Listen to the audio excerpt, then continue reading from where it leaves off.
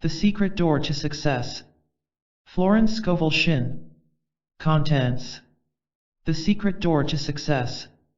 Bricks without straw. And 5 of them were wise. What do you expect? The long arm of God. The fork in the road. Crossing your Red Sea. The watchman at the gate. The way of abundance. I shall never want. Look with wonder. Catch up with your good. Rivers in the desert. The inner meaning of Snow White and the 7 Dwarfs. 1. The Secret Door to Success. So the people shouted when the priests blew with the trumpets, and it came to pass, when the people heard the sound of the trumpet, and the people shouted with a great shout, that the wall fell down flat, so that the people went up into the city, every man straight before him, and they took the city. Joshua 6:20. A successful man is always asked, what is the secret of your success? People never ask a man who is a failure, what is the secret of your failure? It is quite easy to see, and they are not interested. People all want to know how to open the secret door to success. For each man there is success, but it seems to be behind a door or wall. In the Bible reading, we have heard the wonderful story of the falling of the walls of Jericho. Of course, all biblical stories have a metaphysical interpretation. We will talk now about your wall of Jericho, the wall separating you from success. Nearly everyone has built a wall around his own Jericho. This city you are not able to enter contains great treasures, your divinely designed success, your heart's desire. What kind of wall have you built around your Jericho? Often, it is a wall of resentment, resenting someone, or resenting a situation, shuts off your good. If you are a failure and resent the success of someone else, you are keeping away your own success. I have given the following statement to neutralize envy and resentment. What God has done for others, He now does for me and more. A woman was filled with envy because a friend had received a gift. She made this statement, and an exact duplicate of the gift was given her, plus another present. It was when the children of Israel shouted, that the walls of Jericho fell down. When you make an affirmation of truth, your wall of Jericho totters. I gave the following statement to a woman, the walls of lack and delay now crumble away, and I enter my promised land, under grace. She had a vivid picture of stepping over a fallen wall, and received the demonstration of her good, almost immediately. It is the word of realization which brings about a change in your affairs, for words and thoughts are a form of radioactivity. Taking an interest in your work, enjoying what you are doing opens the secret door of success. A number of years ago I went to California to speak at the different centers, by way of the Panama Canal, and on the boat I met a man named Jim Tully. For years he had been a tramp. He called himself the king of the hobos. He was ambitious and picked up an education. He had a vivid imagination and commenced writing stories about his experiences. He dramatized tramp life, he enjoyed what he was doing, and became a very successful author. I remember one book called Outside Looking In. It was made into a motion picture. He is now famous and prosperous and lives in Hollywood. What opened the secret door to success for Jim Tully? Dramatizing his life, being interested in what he was doing, he made the most of being a tramp. On the boat, we all sat at the captain's table, which gave us a chance to talk. Mrs. Grace Stone was also a passenger on the boat. She had written The Bitter Tea of General Yin, and was going to Hollywood to have it made into a moving picture. She had lived in China and was inspired to write the book. That is the secret of success, to make what you are doing interesting to other people. Be interested yourself, and others will find you interesting. A good disposition, a smile, often opens the secret door. The Chinese say, a man without a smiling face must not open a shop. The success of a smile was brought out in a French moving picture in which Chevalier took the lead. The picture was called, With a Smile. One of the characters had become poor, dreary, and almost a derelict. He said to Chevalier, what good has my honesty done me? Chevalier replied, even honesty won't help you, without a smile. So the man changes on the spot, cheers up, and becomes very successful. Living in the past, complaining of your misfortunes, builds a thick wall around your Jericho. Talking too much about your affairs, scattering your forces, brings you up against a high wall. I knew a man of brains and ability, who was a complete failure. He lived with his mother and aunt, and I found that every night when he went home to dinner, he told them all that had taken place during the day at the office. He discussed his hopes, his fears, and his failures. I said to him, "You scatter your forces by talking about your affairs. Don't discuss your business with your family. Silence is golden." He took my lead. During dinner he refused to talk about business. His mother and aunt were in despair. They loved to hear all about everything, but his silence proved golden. Not long after, he was given a position at $100 a week, and in a few years, he had a salary of $300 a week. Success is not a secret, it is a system. Many people are up against the wall of discouragement. Courage and endurance are part of the system. We read this in the lives of all successful men and women. I had an amusing experience which brought this to my notice. I went to a moving picture theater to meet a friend. While waiting, I stood near a young boy, selling programs. He called to people passing, "Buy a complete program of the picture, containing photographs of the actors and a sketch of their lives." Most people passed by without buying. To my great surprise, he suddenly turned to me, and said, "Say, this ain't no racket for a guy with ambition." Then he gave a discourse on success.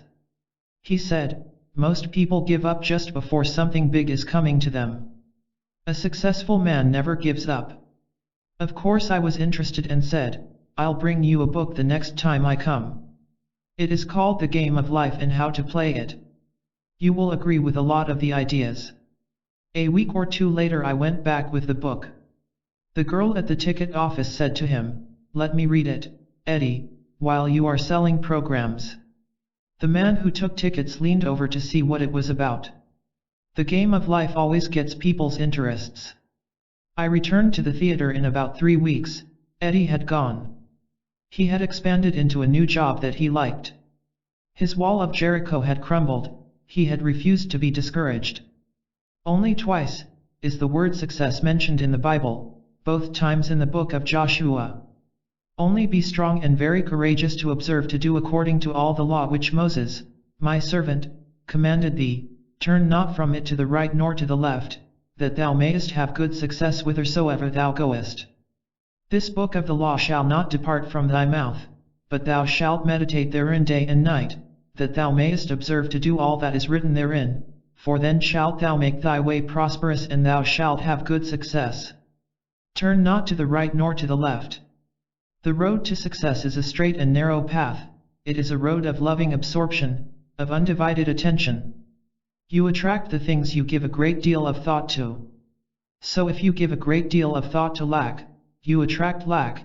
If you give a great deal of thought to injustice, you attract more injustice. Joshua said, "And it shall come to pass, that when they make a long blast with the ram's horn, and when ye hear the sound of the trumpet, all the people shall shout with a great shout, and the wall of the city shall fall down flat, and the people shall ascend up, every man straight before him." The inner meaning of this story is the power of the word, your word which dissolves obstacles and removes barriers. When the people shouted, the walls fell down. We find in folklore and fairy stories, which come down from legends founded on truth, the same idea: a word opens a door or cleaves a rock. We have it again in the Arabian Nights story, Ali Baba and the 40 Thieves. I saw it made into a moving picture. Ali Baba has a secret hiding place, hidden somewhere behind rocks and mountains. The entrance may only be gained by speaking a secret word. It is "Open Sesame." Ali Baba faces the mountain and cries "Open Sesame," and rocks slide apart. It is very inspiring, for it gives you the realization of how your own rocks and barriers will part at the right word. So let us take the statement: "The walls of lack and delay now crumble away, and I enter my promised land, under grace." 2. Bricks without straw. There shall no straw be given you, yet ye shall make bricks without straw. Exodus 5:18. In the 5th chapter of Exodus, we have a picture of everyday life, when giving a metaphysical interpretation. The children of Israel were in bondage to Pharaoh, the cruel taskmaster, ruler of Egypt. They were kept in slavery, making bricks, and were hated and despised. Moses had orders from the Lord to deliver his people from bondage. Moses and Aaron went in and told Pharaoh, "Thus saith the Lord God of Israel, Let my people go, that they may hold a feast unto me in the wilderness." He not only refused to let them go, but told them he would make their tasks even more difficult. They must make bricks without straw being provided for them.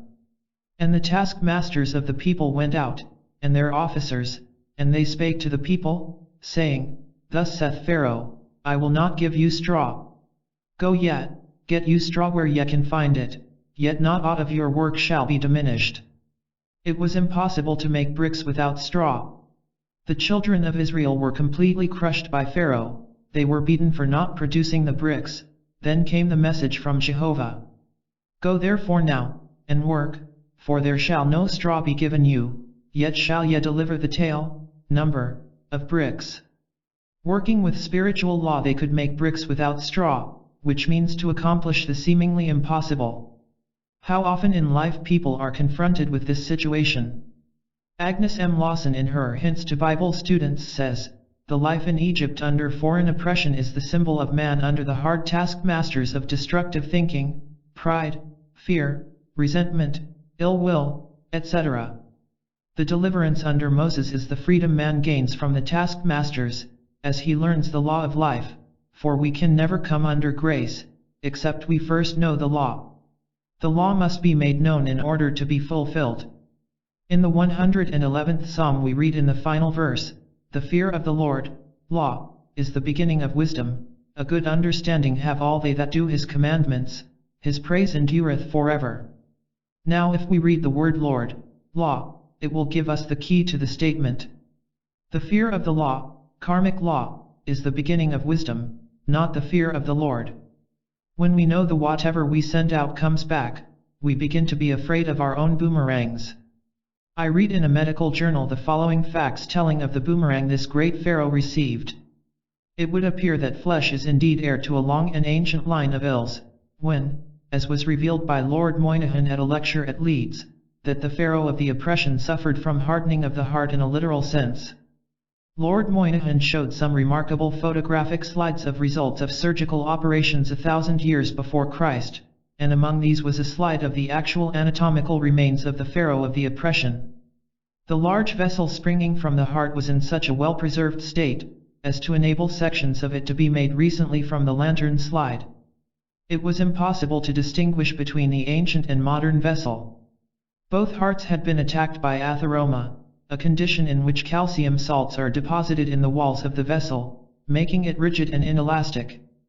Inadequate expanse to the stream of blood from the heart caused the vessel to give way. With this condition went the mental changes that occur with a rigid arterial system, a narrowness of outlook, restriction and dread of enterprise, a literal hardening of the heart. So Pharaoh's hardness of heart hardened his own heart. This is as true today as it was several thousand years ago. We are all coming out of the land of Egypt, out of the house of bondage. Your doubts and fears keep you in slavery. You face a situation which seems hopeless. What can you do? It is a case of making bricks without straw. But remember the words of Jehovah, "Go therefore now, and work, for there shall no straw be given you, yet shall ye deliver the tale, number, of bricks." You shall make bricks without straw. God makes a way where there is no way. I was told the story of a woman who needed money for her rent. It was necessary to have it at once, but she knew of no channel. She exhausted every avenue. However, she was a truth student, and kept making her affirmations. Her dog whined and wanted to go out, and she put on his leash and walked down the street, in the accustomed direction. However, the dog pulled at his leash and wanted to go in another direction. She followed, and in the middle of the block, opposite an open park, she looked down, and picked up a roll of bills, which exactly covered rent. She looked for ads, but never found the owner. There were no houses near where she found it. The reasoning mind, the intellect, takes the throne of Pharaoh in your consciousness. It says continually, it can't be done. What's the use? We must drown out these dreary suggestions with a vital affirmation. For example, take this statement, the unexpected happens, my seemingly impossible good now comes to pass. This stops all argument from the army of the aliens, the reasoning mind. The unexpected happens. That is an idea it cannot cope with. Thou hast made me wiser than mine enemies. Your enemy thoughts, your doubts, fears, and apprehensions. Think of the joy of really being free forever, from the Pharaoh of the oppression. To have the idea of security, health, happiness, and abundance established in the subconscious. It would mean a life free from all limitation. It would be the kingdom which Jesus Christ spoke of, where all things are automatically added unto us. I say automatically added unto us, because all life is vibration, and when we vibrate to success, happiness, and abundance, the things which symbolize these states of consciousness will attach themselves to us. Feel rich and successful, and suddenly you receive a large check or a beautiful gift. I tell the story showing the working of this law. I went to a party where people played games, and whoever won, received a gift. The prize was a beautiful fan. Among those present, was a very rich woman, who had everything. Her name was Clara. The poorer and resentful ones got together and whispered, we hope Clara doesn't get the fan. Of course Clara won the fan. She was carefree and vibrating to abundance. Envy and resentment short-circuit your good and keep away your fans. If you should happen to be resentful and envious, take the statement, what God has done for others He now does for me and more. Then all the fans and things will come your way. No man gives to himself but himself, and no man takes away from himself but himself. The game of life is a game of solitaire. As you change, all conditions will change. Now to go back to Pharaoh the oppressor, no one loves an oppressor. I remember a friend I had many years ago, her name was Letty. Her father had plenty of money and supplied her mother and herself with food and clothes, but no luxuries. We went to art school together, and all the students would buy reproductions of The Winged Victory, Whistler's Mother, or something to bring art into their homes. My friend's father called all these things plunder. He would say, don't bring home any plunder. So she lived a colorless life without a Winged Victory on her bureau or Whistler's Mother on the wall. He would say often to my friend and her mother, when I die, you'll both be well off. One day someone said to Letty, when are you going abroad? All art students went abroad. She replied, cheerfully, not till Papa dies. So people always look forward to being free from lack and oppression. Let us now free ourselves from the tyrants of negative thinking. We have been slaves to doubts, fears and apprehension, and let us be delivered as Moses delivered the children of Israel and come out of the land of Egypt, out of the house of bondage. Find the thought which is your great oppressor, find the kingpin. In the logging camps in the spring, the logs are sent down the rivers in great numbers. Sometimes the logs become crossed and cause a jam. The men look for the log causing the jam, they call it the kingpin, straighten it, and the logs rush down the river again. Maybe your kingpin is resentment. Resentment holds back your good. The more you resent, the more you will have to resent. You grow a resentment track in your brain, and your expression will be one of habitual resentment. You will be avoided and miss the golden opportunities which await you each day. I remember a few years ago, the streets were filled with men selling apples. They got up early to get the good corners. I passed one several times on Park Avenue. He had the most disagreeable expression I have ever seen. As people passed he said, apples. Apples, but no one stopped to buy. I invested in an apple and said, you'll never sell apples unless you change your expression. He replied, well, that guy over there took my corner. I said, never mind about the corner, you can sell apples right here if you'll look pleasant. He said, oh, K lady, and I went on. The next day I saw him, his whole expression had changed. He was doing a big business selling apples with a smile. So find your kingpin, you may have more than one, and your logs of success, happiness, and abundance will go rushing down your river. Go therefore now and work. For there shall no straw be given you, yet ye shall make bricks without straw. 3. And 5 of them were wise. And 5 of them were wise, and 5 were foolish. They that were foolish took their lamps, and took no oil with them. Matthew 25, 2-3.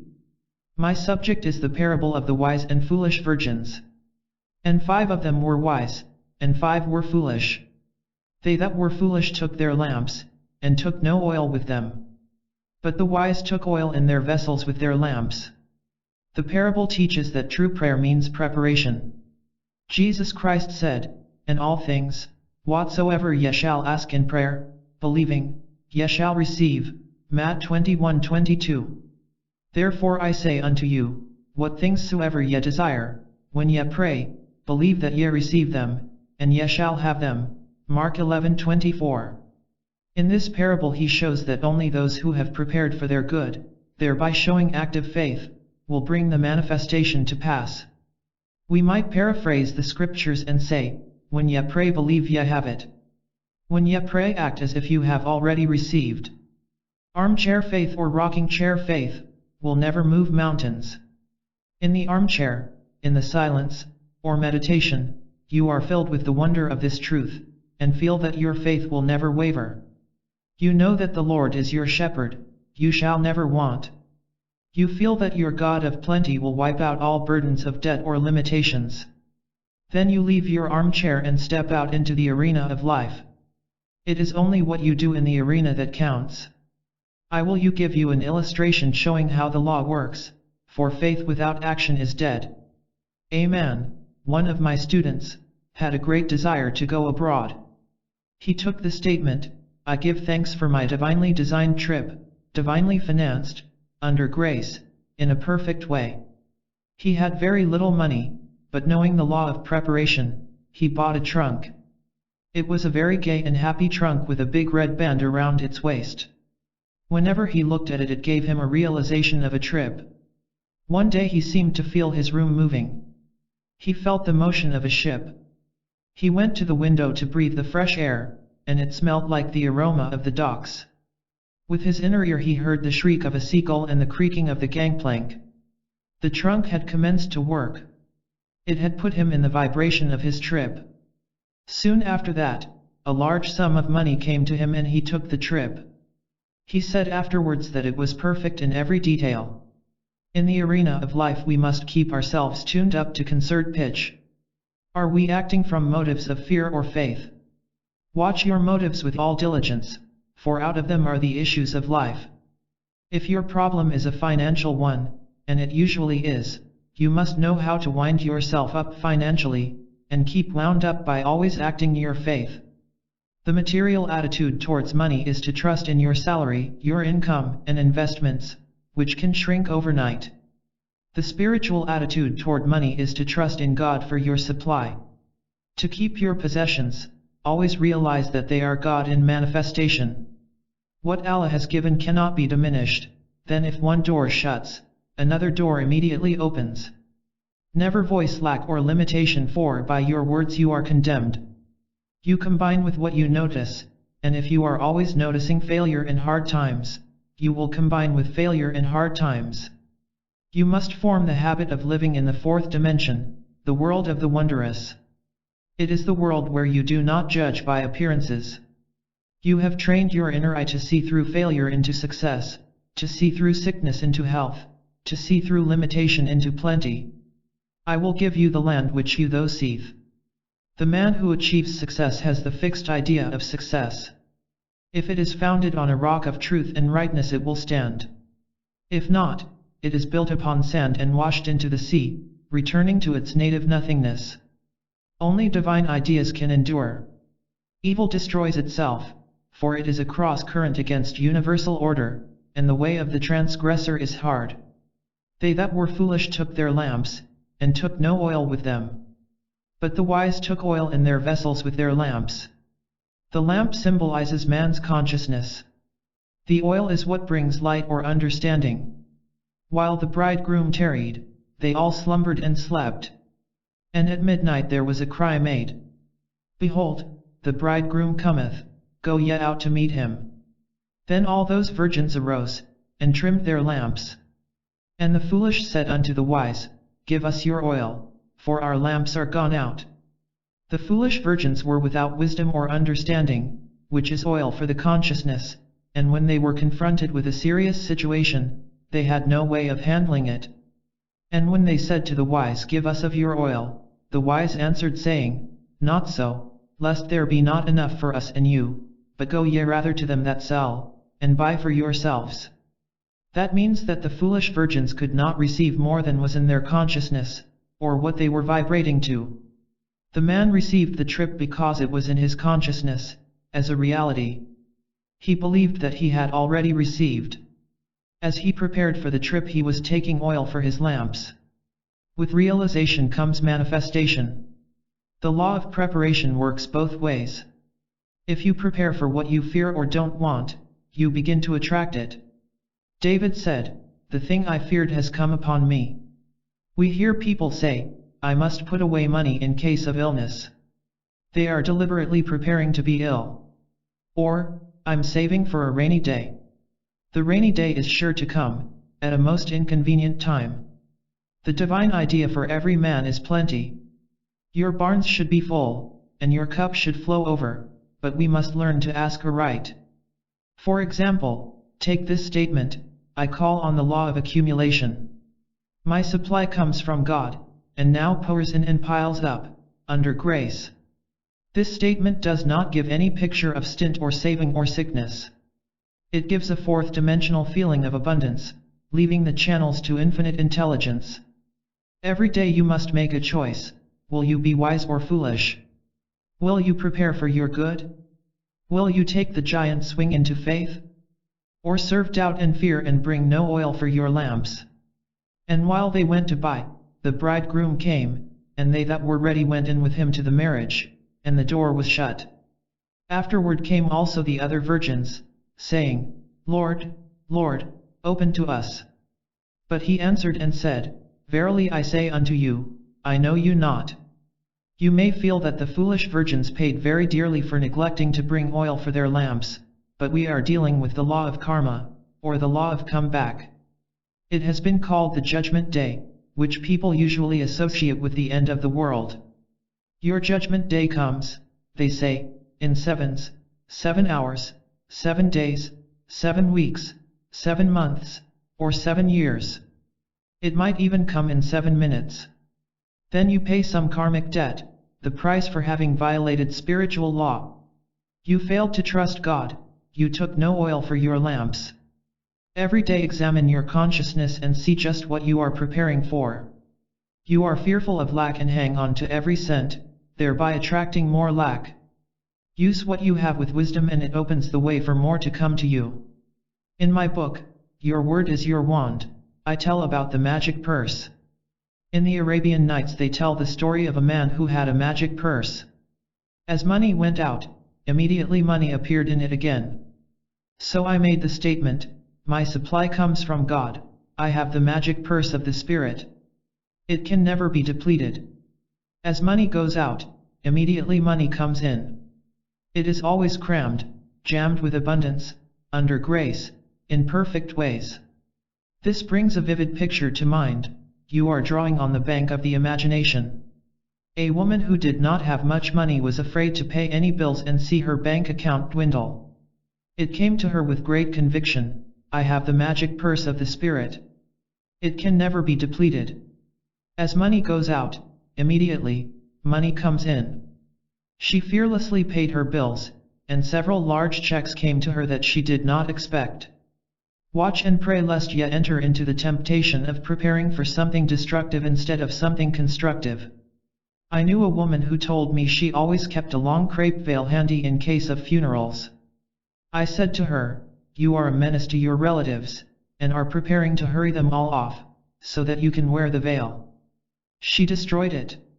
Another woman who had no money decided to send her 2 daughters to college. Her husband scorned the idea and said, "Who will pay their tuition? I have no money for it." She replied, "I know some unforeseen good will come to us." She kept on preparing her daughters for college. Her husband laughed heartily and told all their friends that his wife was sending the girls to college on some unforeseen good. A rich relative suddenly sent her a large sum of money. Some unforeseen good did arrive, for she had shown active faith. I asked what she had said to her husband when the check arrived. She replied, "Oh, I never antagonize George by telling him I am in the right. So prepare for your unforeseen good. Let every thought and every act express your unwavering faith. Every event in your life is a crystallized idea. Something you have invited through either fear or faith. Something you have prepared for. So let us be wise and bring oil for our lamps, and when we least expect it, we shall reap the fruits of our faith. My lamps are now filled with the oil of faith and fulfillment." 4. What do you expect? According to your faith be it unto you. Matthew 9:29. Faith is expectancy. According to your faith, be it unto you. We might say, according to your expectancies be it done unto you. So, what are you expecting? We hear people say, we expect the worst to happen, or the worst is yet to come. They are deliberately inviting the worst to come. We hear others say, I expect a change for the better. They are inviting better conditions into their lives. Change your expectancies and you change your conditions. How can you change your expectancies, when you have formed the habit of expecting loss, lack, or failure? Begin to act as if you expected success, happiness, and abundance. Prepare for your good. Do something to show you expect it to come. Active faith alone will impress the subconscious. If you have spoken the word for a home, prepare for it immediately, as if you hadn't a moment to lose. Collect little ornaments, tablecloths, etc., etc. I knew a woman who made the giant swing into faith, by buying a large armchair. A chair meant business. She bought a large and comfortable chair, for she was preparing for the right man. He came. Someone will say, suppose you haven't money to buy ornaments or a chair. Then look in shop windows and link with them in thought. Get in their vibration. I sometimes hear people say, I don't go into the shops because I can't afford to buy anything. That is just the reason why you should go into the shops. Begin to make friends with the things you desire or require. I know a woman who wanted a ring. She went boldly to the ring department and tried on rings. It gave her such a realization of ownership, that not long after, a friend made her a gift of a ring. You combine with what you notice. Keep on noticing beautiful things, and you make an invisible contact. Sooner or later these things are drawn into your life, unless you say, poor me, too good to be true. My soul, wait thou only upon God, for my expectation is from Him. This is a most important statement from the 62nd Psalm. The soul is the subconscious mind, and the psalmist was telling his subconscious to expect everything directly from the universal, not to depend upon doors and channels. My expectation is from Him. God cannot fail, for His ways are ingenious, His methods are sure. You can expect any seemingly impossible good from God, if you do not limit the channels. Do not say how you want it done, or how it can't be done. God is the giver and the gift and creates His own amazing channels. Take the following statement, I cannot be separated from God the giver, therefore, I cannot be separated from God the gift. The gift is God in action. Get the realization that every blessing is good in action, and see God in every face and good in every situation. This makes you master of all conditions. A woman came to me saying that there was no heat in the radiators in their apartment, and that her mother was suffering from the cold. She added, the landlord has declared that we can't have heat until a certain date. I replied, God is your landlord. She said, that's all I want to know, and rushed out.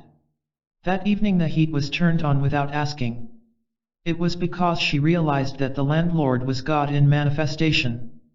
This is a wonderful age, for people are becoming miracle-minded, it is in the air. Quoting from an article which I found in the New York Journal, American, by John Anderson, it corroborates what I have just said. The title of the article is "Theater Goers Make Hits of Metaphysical Plays." "If," said the cynical manager, who shall be called Brock Pemberton, with a slight accent of sarcasm in his voice, the other night, on an intermission curbside talk, "you fellows," meaning the critics, "know so much about what the New York public wants, why don't you tell me what to produce? Why don't you tell me what sort of play the playgoers want to see?" "I would," I said, "but you wouldn't believe it." "You're hedging," he said, "you don't know, and you're trying to cover up by pretending to know more than you're willing to say. You haven't any more idea than I have this minute what sort of plays generally succeed." "I have," I said, "there is one surefire success, one theme that works and has always worked, whether it is competing with Boy Meets Girl, mysteries, historical tragedies, etc. No play on the theme has ever completely failed if it had any merit at all, and a lot of poor ones have been big hits." "You're stalling again," said Mr. Pemberton. "What sort of plays are they?" "Metaphysical," I said, fouling slightly with a big word and waiting quietly for the effect. "Metaphysical," said Mr. Pemberton, "you mean metaphysical?" I paused a moment, and since Mr. Pemberton said nothing, went right on spouting such titles as The Green Pastures, The Star Wagon, Father Malachi's Miracle, etc. Some of these, I added, reached the public over the heads of the critics. But Mr. Pemberton had departed to ask, probably, in every theater in town, is there a metaphysician in the house? People are beginning to realize the power of their words and thoughts. They understand why faith is the substance of the thing hoped for, the evidence of things not seen. We see the law of expectancy working out through superstition. If you walk under a ladder and expect it to give you bad luck, it will give you bad luck. The ladder is quite innocent, bad luck came because you expected it. We might say, expectancy is the substance of the things hoped for, or expectancy is the substance of the thing man fears. The thing I expected has come upon me. Nothing is too good to be true, nothing is too wonderful to happen, nothing is too good to last, when you look to God for your good. Now think of the blessings which seem so far off, and begin to expect them now, under grace, in an unexpected way, for God works in unexpected ways, His wonders to perform. I was told that there are 3,000 promises in the Bible. Let us now expect all these blessings to come to pass. Among them we are promised riches and honor, eternal youth, your flesh shall become as a little child's, and eternal life, death itself shall be overcome. Christianity is founded upon the forgiveness of sins and an empty tomb. We now know that all these things are scientifically possible. As we call on the law of forgiveness, we become free from mistakes and the consequences of mistakes. Though your sins be as scarlet, ye shall be washed whiter than wool. Then our bodies will be bathed in light, and express the body electric, which is incorruptible and indestructible, pure substance, expressing perfection. I expect the unexpected, my glorious good now comes to pass. 5. The long arm of God. The eternal God is thy refuge, and underneath are the everlasting arms. Deuteronomy 33:27. In the Bible, the arm of God always symbolizes protection. The writers of the Bible knew the power of a symbol.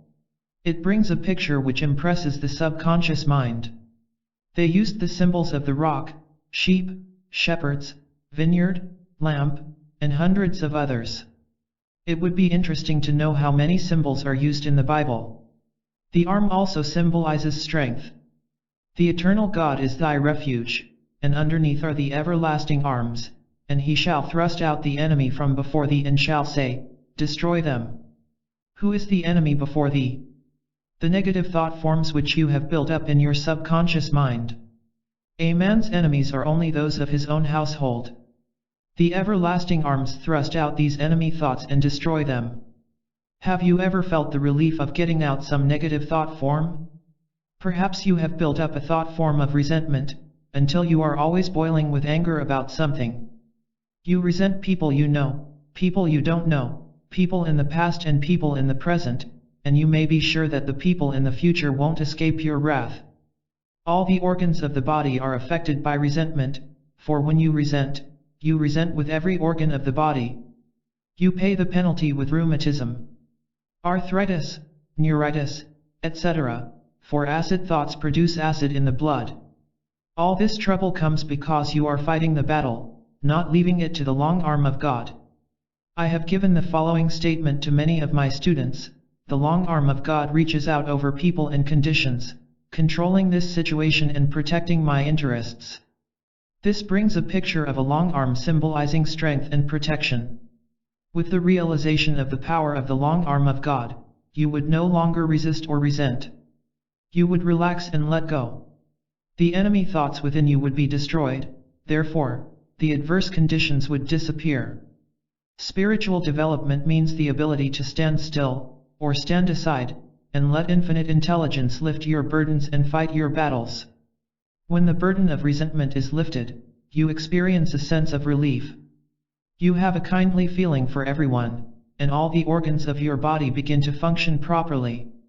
A clipping quoting Albert Edward Day, D.D., reads, that loving our enemies is good for our spiritual health is widely known and accepted. But that negation and poisonous emotions destroy physical health is a relatively new discovery. The problem of health is often an emotional one. Wrong emotions entertained and repeated are potent causes of illness. When the preacher talks about loving your enemies, the man on the street is apt to dismiss the idea as unendurable and pious. But the fact is, the preacher is telling you something which is one of the first laws of hygiene, as well as ethics. No man even for his body's sake can afford to indulge in hatred. It is like repeated doses of poison. When you are urged to get rid of fear, you are not listening to a moonstruck idealist, rather you are hearing counsel that is as significant for health as advice about diet. We hear so much about a balanced diet, but without a balanced mind you can't digest what you eat, calories or no calories. Non-resistance is an art. When acquired, the world is yours. So many people are trying to force situations. Your lasting goodwill never comes through forcing personal will. Flee from the things which flee from thee, seek nothing, fortune seek thee. Behold his shadow on the floor. Behold him standing at the door. I do not know the author of these lines. Lovelock, the celebrated English athlete, was asked how to attain his speed and endurance in running. He replied, "Learn to relax. Let us attain this rest in action." He was most relaxed when running the fastest. Your big opportunity and big success usually slide in, when you least expect it. You have to let go long enough for the great law of attraction to operate. You never saw a worried and anxious magnet. It stands up straight and hasn't a care in the world, because it knows needles can't help jumping to it. The things we rightly desire come to pass when we have taken the clutch off. I say in my correspondence course, do not let your heart's desire become your heart's disease. You are completely demagnetized when you desire something too intensely. You worry, fear, and agonize. There is an occult law of indifference. None of these things move me. Your ships come in over a don't care sea. Many people in truth antagonize friends, because they are too anxious for them to read the books and go to the lectures. They meet opposition. A friend took my book, The Game of Life and How to Play It, to her brother's house to read. The young men of the family refused to read it. No nut stuff for them. One of these young men drives a taxi cab. One night he drove a taxi which belonged to another man. In going over the car he found a book stuffed away somewhere.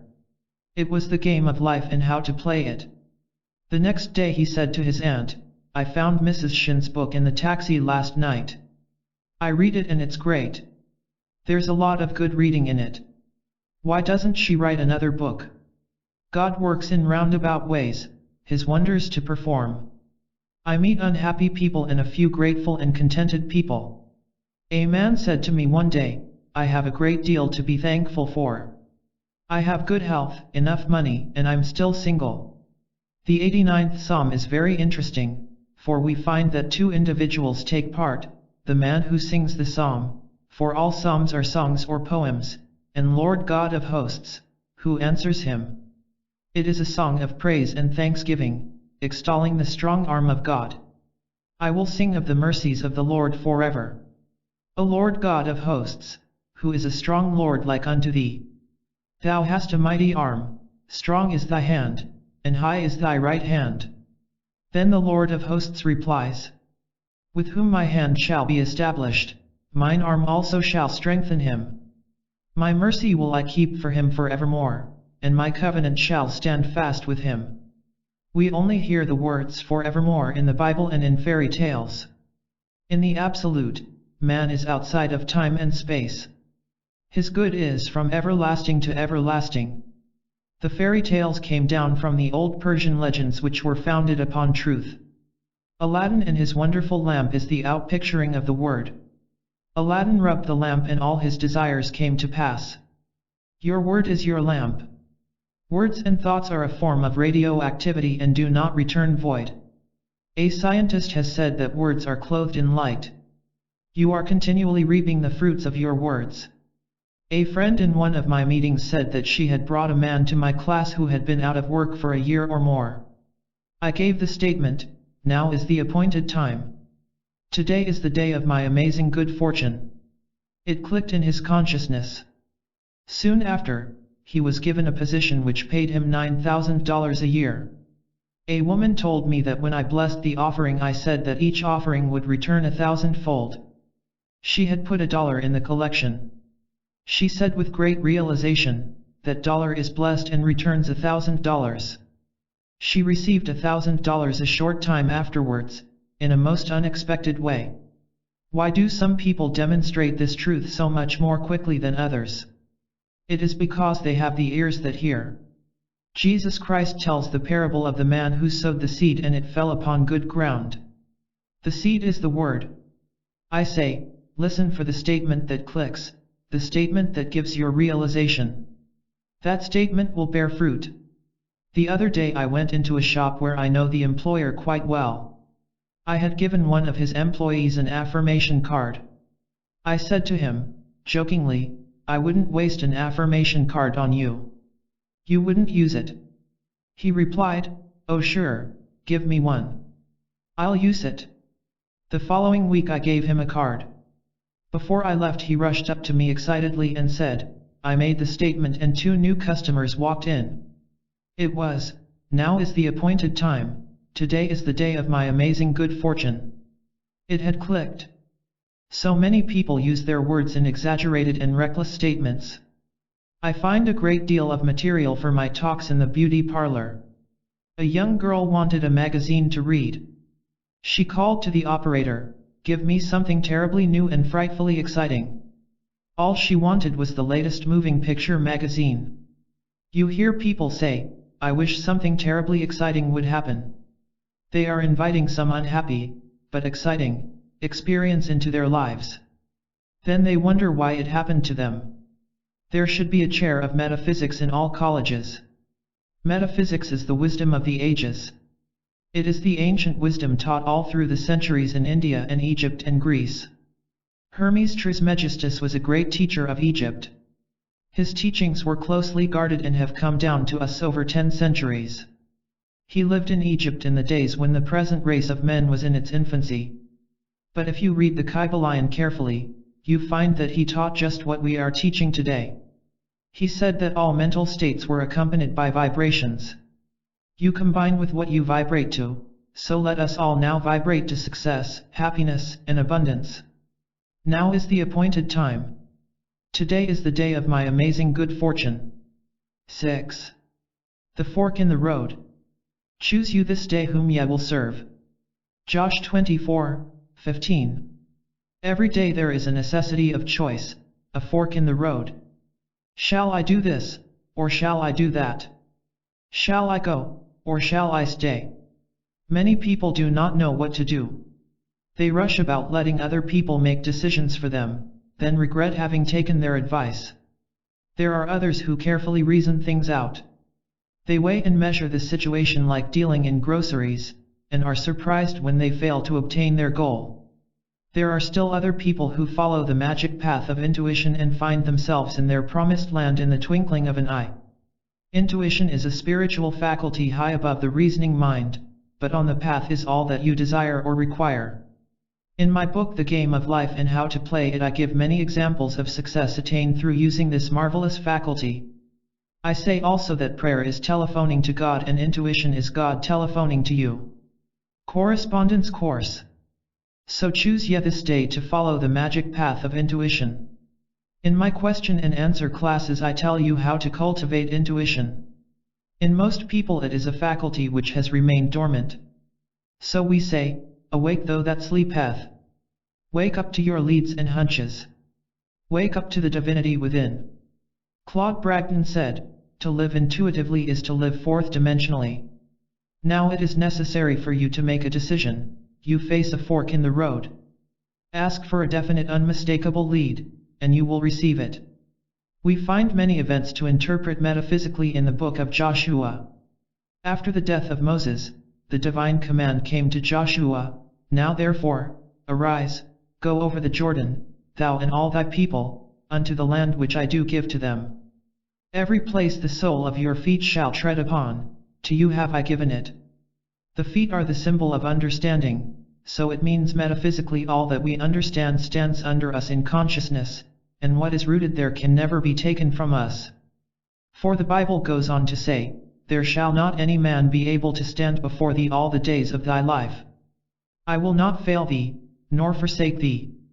Only be thou strong and very courageous, that thou the law, which Moses my servant commanded thee, turn not from it to the right hand or to the left, that thou mayest prosper whithersoever thou goest. So we find we have success through being strong and very courageous in following spiritual law. We are back again to the fork in the road, the necessity of choice. Choose you this day whom ye shall serve, the intellect or divine guidance. A well-known man, who has become a great power in the financial world, said to a friend, I always follow intuition and I am luck incarnate. Inspiration, which is divine guidance, is the most important thing in life. People come to truth meetings for inspiration. I find the right word will start divine activity operating in their affairs. A woman came to me with a complication of affairs. I said to her, let God juggle the situation. It clicked. She took the affirmation, I now let God juggle this situation. Almost immediately she rented a house, which had been vacant for a long time. Let God juggle every situation, for when you try to juggle the situation, you drop all the balls. In my question and answer classes, I would be asked, how do you let God juggle a situation, and what do you mean when you say I should not juggle it? You juggle with the intellect. The intellect would say, times are hard, no activity in real estate. Don't expect anything until the fall of 1958. With spiritual law there is only the now. Before you call you are answered, for time and space are but a dream, and your blessing is there waiting for you to release it by faith in the word. Choose you this day whom ye will serve, fear or faith. In every act prompted by fear lies the germ of its own defeat. It takes much strength and courage to trust God. We often trust Him in little things, but when it comes to a big situation we feel we had better attend to it ourselves. Then comes defeat and failure. The following extract from a letter which I received from a woman in the West shows how conditions can change in the twinkling of an eye. I've had the pleasure of reading your wonderful book, The Game of Life and How to Play It. I have 4 boys, 10, 13, 15 and 17, and thought how wonderful for them to grasp it, in their early life, and be able to get things which are theirs by divine right. The lady who let me read her copy gave me other things to read, but it seemed when I picked this book up it was magnetic and I could not let go of it. After reading it I realized, I was trying to live divinely but did not understand the law, or I would have been much further advanced. At first I thought it quite hard to find a place in the business world, after so many years of being a mother. But I got this statement, God makes a way where there is no way. And He did that very thing for me. I am grateful for my position, and smile when people say, how do you do it? Manage 4 growing boys, a home, after all the times you have been hospitalized with such major operations and none of your relatives near you. I have that statement in my book, God makes a way where there is no way. God made a way for her in business when all her friends said it couldn't be done. The average person will tell you almost anything can't be done. I had an example of this the other day. In a shop I found a delightful little silver dripolator which would make just 1 cup of anything. I showed it to some of my friends with enthusiasm, thinking it so very cute, and one said, "It will never work." The other said, "If it belonged to me, I'd throw it away." I stood up for the little dripolator and said I knew it would work, which it did. My friends were simply typical of the average person who says, "It can't be done." All big ideas meet with opposition. Do not let other people rock your boat. Follow the path of wisdom and understanding, and turn not from it to the right hand or to the left, that thou mayest prosper whithersoever thou goest. In the 13th verse of the 24th chapter of Joshua, we read a remarkable statement, "And I have given you a land for which ye did not labor, and cities which ye built not, and ye dwell in them, of the vineyards and olive yards which ye planted not, do ye eat." This shows that man cannot earn anything, his blessings come as gifts. Gifts lest any man shall boast. With the realization of wealth, we receive the gift of wealth. With the realization of success, we receive the gift of success, for success and abundance are states of mind.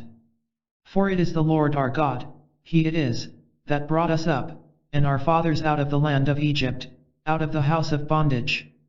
The land of Egypt stands for darkness, the house of bondage, where man is a slave to his doubts and fears, and beliefs in lack and limitation, the result of having followed the wrong fork in the road. Misfortune is due to failure to stick to the things which Spirit has revealed through intuition. All big things have been accomplished by men who stuck to their big ideas.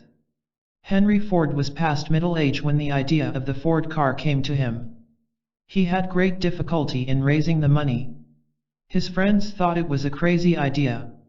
His father said to him, tearfully, "Henry, why do you give up a good $25 a week job in order to chase a crazy idea?" But no one could rock Henry Ford's boat. So in order to come out of the land of Egypt, out of the land of bondage, we must make the right decisions. Follow the right fork in the road. Only be thou strong and very courageous, that thou mayest observe to do according to the law, which Moses my servant commanded thee, turn not from it to the right hand nor to the left, that thou mayest prosper whithersoever thou goest. So, as we reach the fork in the road today, let us fearlessly follow the voice of intuition. The Bible calls it the still small voice. There came a voice behind me, saying, "This is the way, walk ye in it. On this path is the good, already prepared for you. You will find the land for which ye did not labor, and cities which ye built not, and ye dwell in them, of the vineyards and olive yards which ye planted not, do ye eat." I am divinely led. I follow the right fork in the road. God makes a way where there is no way. 7. Crossing your Red Sea. Speak unto the children of Israel that they go forward. Exodus 14:15. One of the most dramatic stories in the Bible is the episode of the children of Israel crossing the Red Sea. Moses was leading them out of the land of Egypt where they were kept in bondage and slavery. They were being pursued by the Egyptians. The children of Israel, like most people, did not enjoy trusting God, they did a lot of murmuring. They said to Moses, "Is not this the word that we did tell thee in Egypt, saying, Let us alone, that we may serve the Egyptians? For it had been better for us to serve the Egyptians, than that we should die in the wilderness." And Moses said unto the people, "Fear ye not, stand still and see the salvation of the Lord, which he will show to you today, for the Egyptians whom ye have seen today, ye shall see them again no more forever. The Lord shall fight for you, and ye shall hold your peace." We might say that Moses pounded faith into the children of Israel. They preferred being slaves to their old doubts and fears, for Egypt stands for darkness, than to take the giant swing into faith, and pass through the wilderness to their promised land. There is, indeed, a wilderness to pass through before your promised land is reached. The old doubts and fears encamp round about you, but there is always someone to tell you to go forward. There is always a Moses on your pathway. Sometimes it is a friend, sometimes intuition. And the Lord said to Moses, Wherefore criest thou unto me? Speak unto the children of Israel, that they go forward. But lift thou up thy rod, and stretch out thine hand over the sea, and divide it, and the children of Israel shall go on dry ground through the midst of the sea. And Moses stretched out his hand over the sea, and the Lord caused the sea to go back by a strong east wind all that night, and made the sea dry land, and the waters were divided. And the children of Israel went into the midst of the sea upon the dry ground, and the waters were a wall unto them on their right hand, and on their left. And the Egyptians pursued, and went in after them to the midst of the sea, even all Pharaoh's horses, his chariots, and his horsemen. And the Lord said unto Moses, Stretch out thine hand over the sea, that the waters may come again upon the Egyptians, upon their chariots, and upon their horsemen. And Moses stretched forth his hand over the sea, and the sea returned, and the Egyptians fled against it, and the Lord overthrew the Egyptians in the midst of the sea. And the waters returned, and covered the chariots, and the horsemen, and all the hosts of Pharaoh that came into the sea after them, there remained not so much as one of them. Now remember, the Bible is talking about the individual. It is talking about your wilderness, your Red Sea, and your promised land. Each one of you has a promised land, a heart's desire, but you have been so enslaved by the Egyptians, your negative thoughts, it seems very far away, and too good to be true. You consider trusting God a very risky proposition. The wilderness might prove worse than the Egyptians. And how do you know your promised land really exists? The reasoning mind will always back up the Egyptians. But sooner or later, something says, go forward. It is usually circumstances, you are driven to it. I give the example of a student. She is a very marvelous pianist and had great success abroad. She came back with a book full of press clippings, and a happy heart. A relative took an interest in her and said she would back her financially for a concert tour.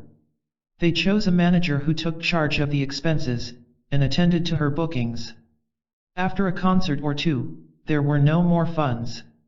The manager had taken them.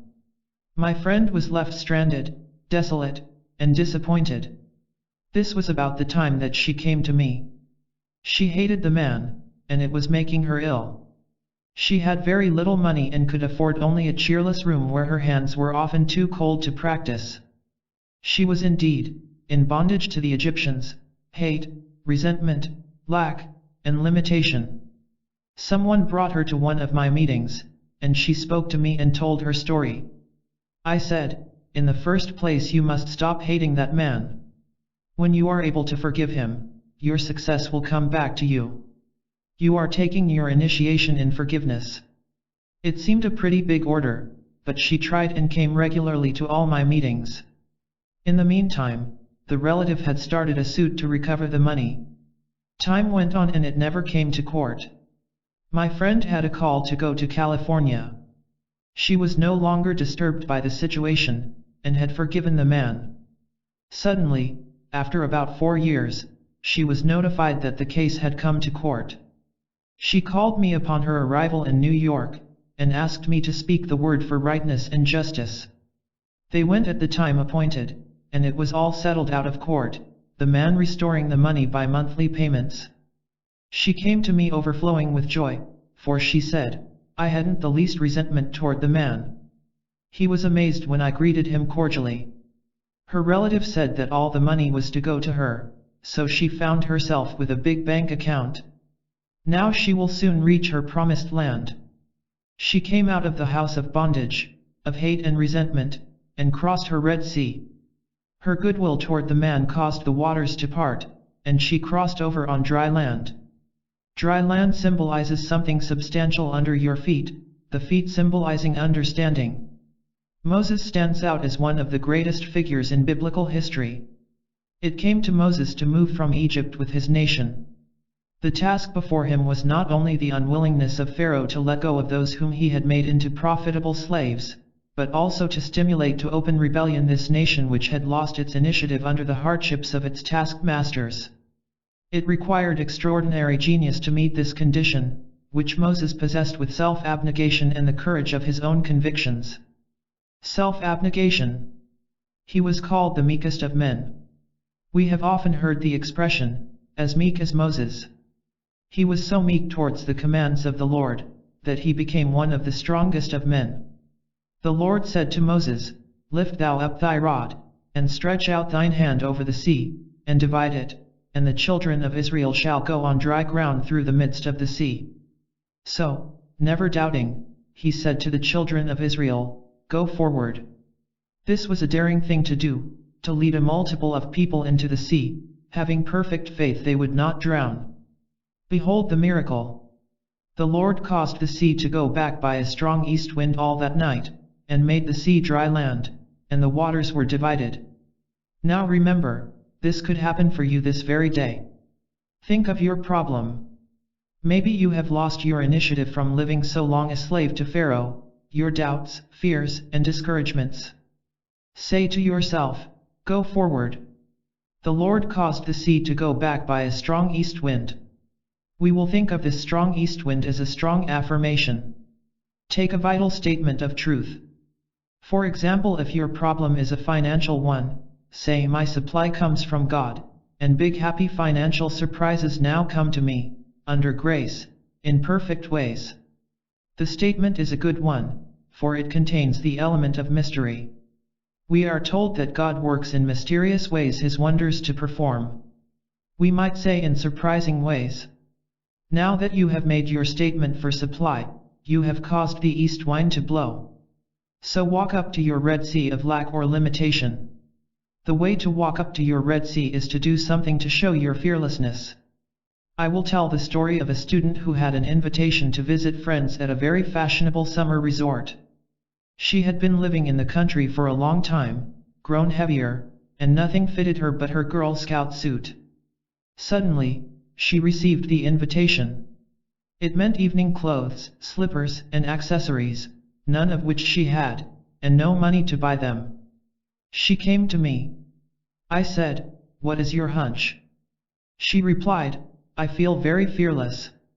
I have the hunch to go anyway." So she squeezed herself into something to travel in and went.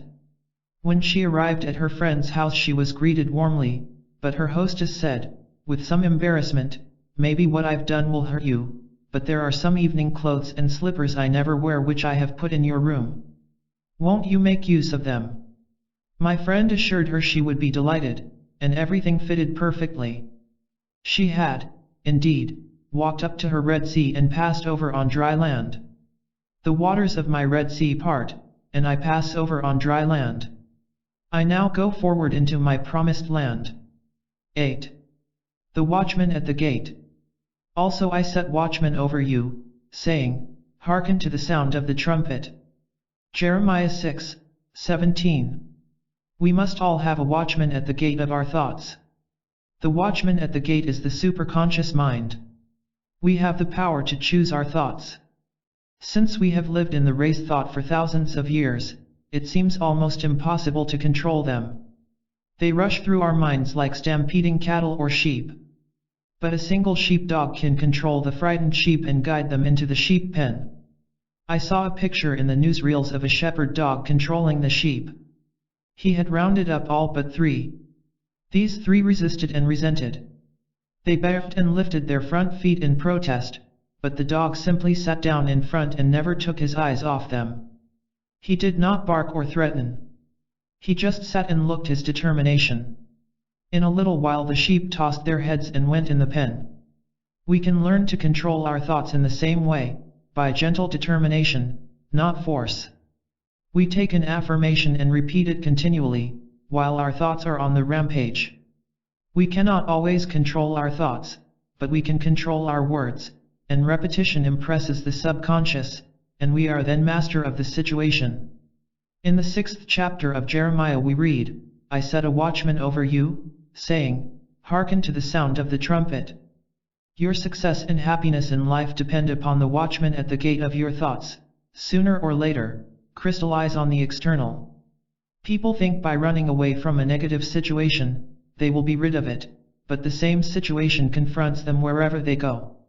They will meet the same experiences until they have learned their lessons. This idea is brought out in the moving picture, The Wizard of Oz. The little girl, Dorothy, is very unhappy because the mean woman in the village wants to take away her dog, Toto.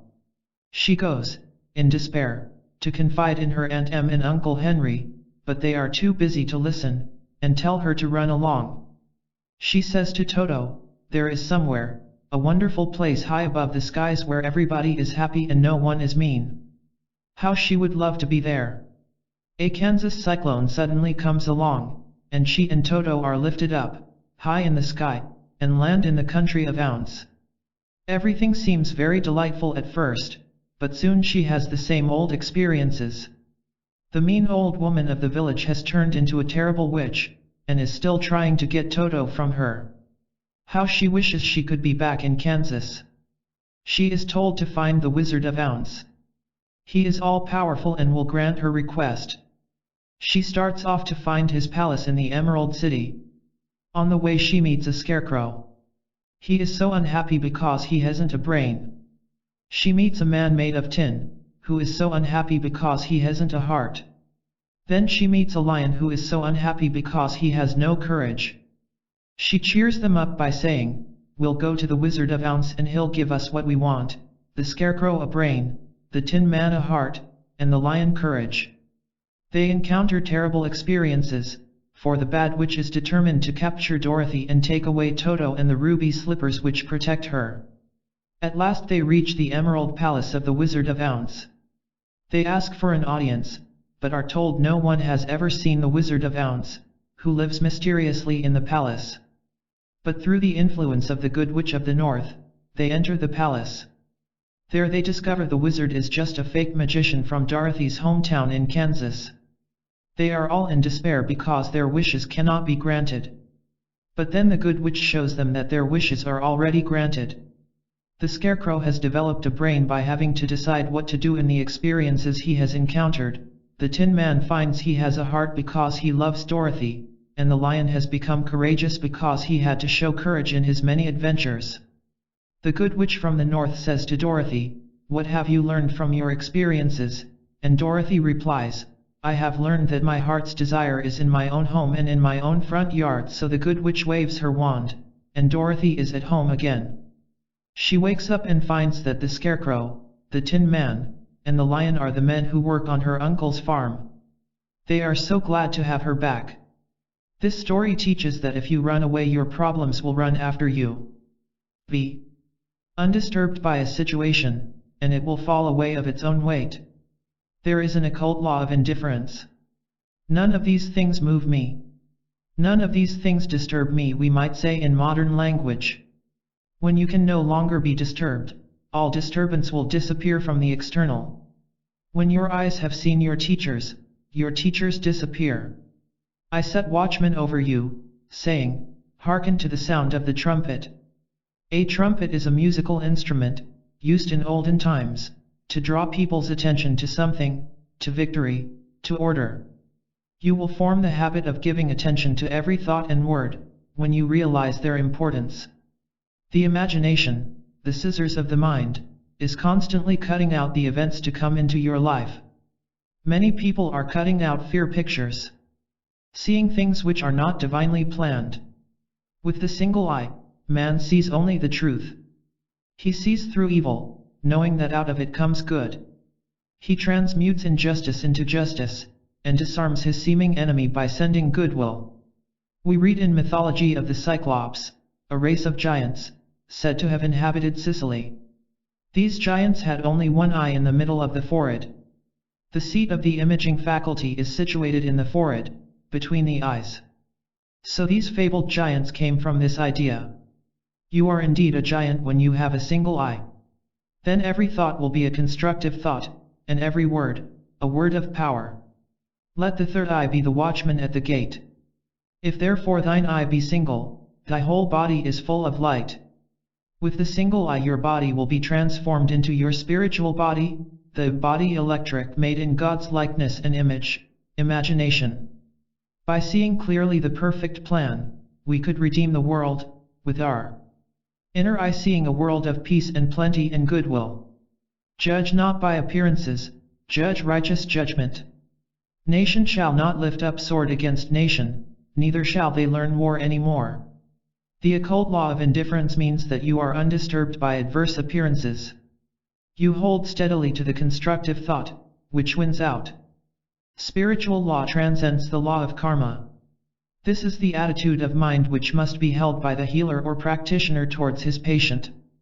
Indifferent to appearances of lack, loss, or sickness, he brings about the change in mind, body, and affairs. Let me quote from the 31st chapter of Jeremiah. The keynote is one of rejoicing. It gives a picture of the individual freed from negative thinking. For there shall be a day that the watchman upon the Mount Ephraim shall cry, Arise yet, and let us go up to Zion unto the Lord our God. The watchman at the gate neither slumbers nor sleeps. It is the eye which watches over Israel. But the individual, living in a world of negative thought, is not conscious of this inner eye. He may occasionally have flashes of intuition or illumination, then falls back into a world of chaos. It takes determination and eternal vigilance to check up on words and thoughts. Thoughts of fear, failure, resentment, and ill will must be dissolved and dissipated. Take the statement, every plant my Father in heaven has not planted shall be rooted up. This gives you a vivid picture of rooting up weeds in a garden. They are thrown aside, and dry up because they are without soil to nourish them. But the individual, living in a world of negative thought, is not conscious of this inner eye. You nourish negative thoughts by giving them your attention. Use the occult law of indifference and refuse to be interested. Soon you will starve out the army of all aliens. Divine ideas will crowd your consciousness, false ideas fade away, and you will desire only that which God desires through you. The Chinese have a proverb, the philosopher leaves the cut of his coat to the tailor. But the individual, living in a world of negative thought, is not conscious of this inner eye. So leave the plan of your life to the divine designer, and you will find all conditions permanently perfect. The ground I am on is holy ground. I now expand rapidly into the divine plan of my life, where all conditions are permanently perfect. 9. The way of abundance. Then shalt thou lay up gold as dust. Job 22:24. The way of abundance is a one-way street. As the old saying is, there are no two ways about it. You are either heading for lack, or heading for abundance. The man with a rich consciousness and the man with a poor consciousness are not walking on the same mental street. There is a lavish supply, divinely planned for each individual. The rich man is tapping it, for rich thoughts produce rich surroundings. Change your thoughts, and in the twinkling of an eye, all your conditions change. Your world is a world of crystallized ideas, crystallized words. Sooner or later, you reap the fruits of your words and thoughts. Words are bodies or forces which move spirally and return in due season to cross the lives of their creators. People who are always talking lack and limitation reap lack and limitation. You cannot enter the kingdom of abundance bemoaning your lot. I know a woman who had always been limited in her ideas of prosperity. She was continually making her old clothes do, instead of buying new clothes. She was very careful of what money she had, and was always advising her husband not to spend so much. She said repeatedly, I don't want anything I can't afford. She couldn't afford much, so she didn't have much. Suddenly her whole world cracked up. Her husband left her, weary of her nagging and limited thoughts. She was in despair, when one day she came across a book on metaphysics. It explained the power of thoughts and words. She realized that she had invited every unhappy experience by wrong thinking. She laughed heartily at her mistakes, and decided to profit by them. She determined to prove the law of abundance. She used what money she had, fearlessly, to show her faith in her invisible supply. She relied upon God as the source of her prosperity. She no longer voiced lack and limitation. She kept herself feeling and looking prosperous. Her old friends scarcely recognized her. She had swung into the way of abundance. More money came to her than she had ever had before. Unheard of doors opened, amazing channels were freed. She became very successful in a work she had had no training for. She found herself on miracle ground. What had happened? She had changed the quality of her words and thoughts. She had taken God into her confidence, and into all her affairs. She had many 11th-hour demonstrations, but her supply always came, for she dug her ditches and gave thanks without wavering. Someone called me up recently and said, "I am looking desperately for a position." I replied, "Don't look desperately for it, look for it with praise and thanksgiving, for Jesus Christ, the greatest of metaphysicians, said to pray with praise and thanksgiving." Praise and thanksgiving open the gates, for expectancy always wins. Of course, the law is impersonal, and a dishonest person with rich thoughts will attract riches, but a thing ill-got has ever bad success, as Shakespeare says. It will be of short duration and will not bring happiness. We have only to read the papers to see that the way of the transgressor is hard. That is the reason it is so necessary to make your demands a right on the universal supply, and ask for what is yours by divine right and under grace in a perfect way. Some people attract prosperity, but cannot hold it. Sometimes their heads are turned, sometimes they lose it through fear and worry. A friend in one of my question and answer classes told this story. Some people in his hometown, who had always been poor, suddenly struck oil in their backyard. It brought great riches. The father joined the country club and went in for golf. He was no longer young, the exercise was too much for him and he dropped dead on the links. This filled the whole family with fear. They all decided they might have heart trouble, so they are now in bed with trained nurses watching every heartbeat. In the race thought people must worry about something. They no longer worried about money, so they shifted their worries to health. The old idea was, you can't have everything. If you got one thing, you'd lose another. People were always saying, your luck won't last, it's too good to be true. Jesus Christ said, in the world thought, there is tribulation, but be of good cheer, I have overcome the world, thought. In the superconscious, there is a lavish supply for every demand, and your good is perfect and permanent. If thou return to the Almighty, thou shalt be built up, in consciousness, thou shalt put away iniquity far from thy tabernacles. Then shalt thou lay up gold as dust, the gold of Ophir as the stones of the brooks. Yet, the Almighty shall be thy defense and thou shalt have plenty of silver. What a picture of opulence! The result of returning to the Almighty, in consciousness.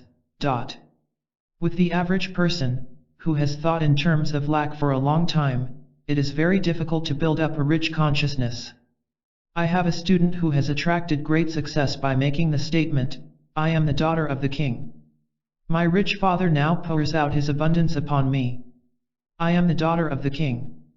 Everything makes way for me. Many people put up with limited conditions because they are too lazy, mentally, to think themselves out of them. You must have a great desire for financial freedom, you must feel yourself rich, you must see yourself rich, you must continually prepare for riches. Become as a little child and make believe you are rich. You are then impressing the subconscious with expectancy. The imagination is man's workshop, the scissors of the mind, where he is constantly cutting out the events of his life. The superconscious is the realm of inspiration, revelation, illumination, and intuition. Intuition is usually known as a hunch. I do not apologize for the word hunch anymore. It is now in Webster's latest dictionary. I had a hunch to look up hunch, and there it was. The superconscious is the realm of perfect ideas. The great genius captures his thoughts from the superconscious. Without the vision, imagination, my people perish. When people have lost the power to image their good, they perish, or go under. It is interesting to compare the translation of the French and English Bibles. In the 21st verse of the 22nd chapter of Job we read, Acquaint now thyself with him, and be at peace, thereby good shall come unto thee. In the French Bible we read, attach thyself to God and you will have peace. Thou shalt thus enjoy happiness. The 23rd verse, if thou return to the Almighty, thou shalt be built up, thou shalt put away iniquity far from thy tabernacles. In the French translation we read, thou shalt be re-established if thou returnest to the Almighty, putting iniquity far off from your dwellings. In the 24th verse we read a new and amazing translation. The English Bible reads, then shalt thou lay up gold as dust, and the gold of Ophir as the stones of the brooks. The French Bible says, throw gold into the dust, the gold of Ophir amongst the pebbles of the torrents, and the Almighty shall be thy gold, thy silver, thy riches. This means if people are depending entirely on their visible supply, it is even better to throw it away and trust absolutely to the Almighty for gold, silver, and riches. I give an example in the story told me by a friend. A priest went to visit a nunnery in France, where they fed many children. One of the nuns, in despair, told the priest they had no food, the children must go hungry. She said that they had but one piece of silver, about the value of $0.25. They needed food and clothing. The priest said, give me the coin. She handed it to him and he threw it out the window. Now, he said, rely entirely upon God. Within a short time friends arrived with plenty of food and gifts of money. This doesn't mean to throw away what money you have, but don't depend upon it. Depend upon your invisible supply, the bank of the imagination. Let us now attach ourselves to God and have peace.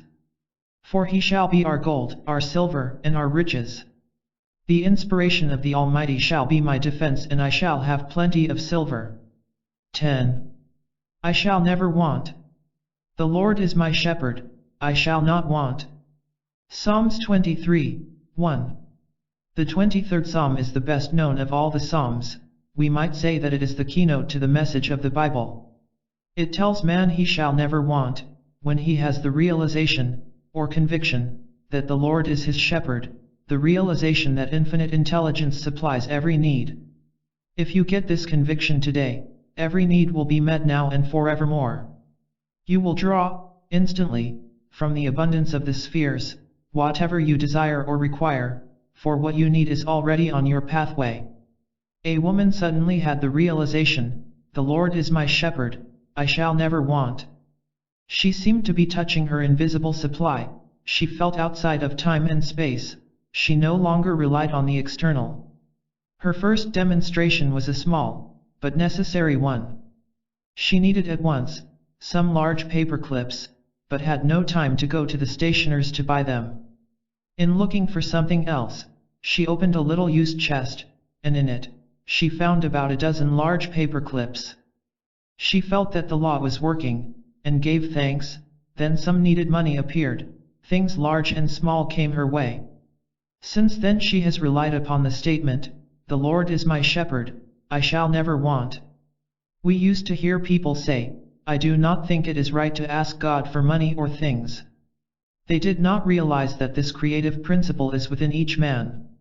True spirituality is proving God as your supply, daily, not just once in a while.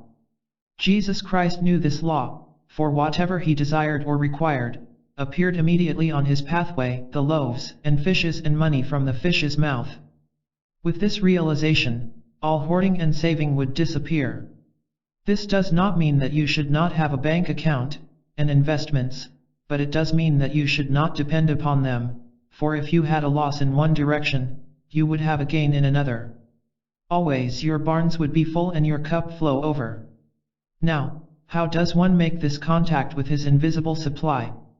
By taking a statement of truth which clicks and gives him realization. This is not open to a chosen few, whosoever calleth on the name of the Lord shall be delivered. The Lord is your shepherd and my shepherd and everybody's shepherd. God is the supreme intelligence devoted to supplying man's need. The explanation is, that man is God in action. Jesus Christ said, I and the Father are one. We might paraphrase the statement and say, I and the great creative principle of the universe, are one and the same. Man only lacks when he loses his contact with this creative principle, which must be fully trusted, for it is pure intelligence and knows the way of fulfillment. The reasoning mind and personal will cause a short circuit. Trust in me and I will bring it to pass. Most people are filled with apprehension and dread, when there is nothing to cling to on the external. A woman came to a practitioner and said, "I'm only a poor little woman with no one but God back of me." The practitioner said, "You need not worry if you have God back of you, for all that the kingdom affords is yours."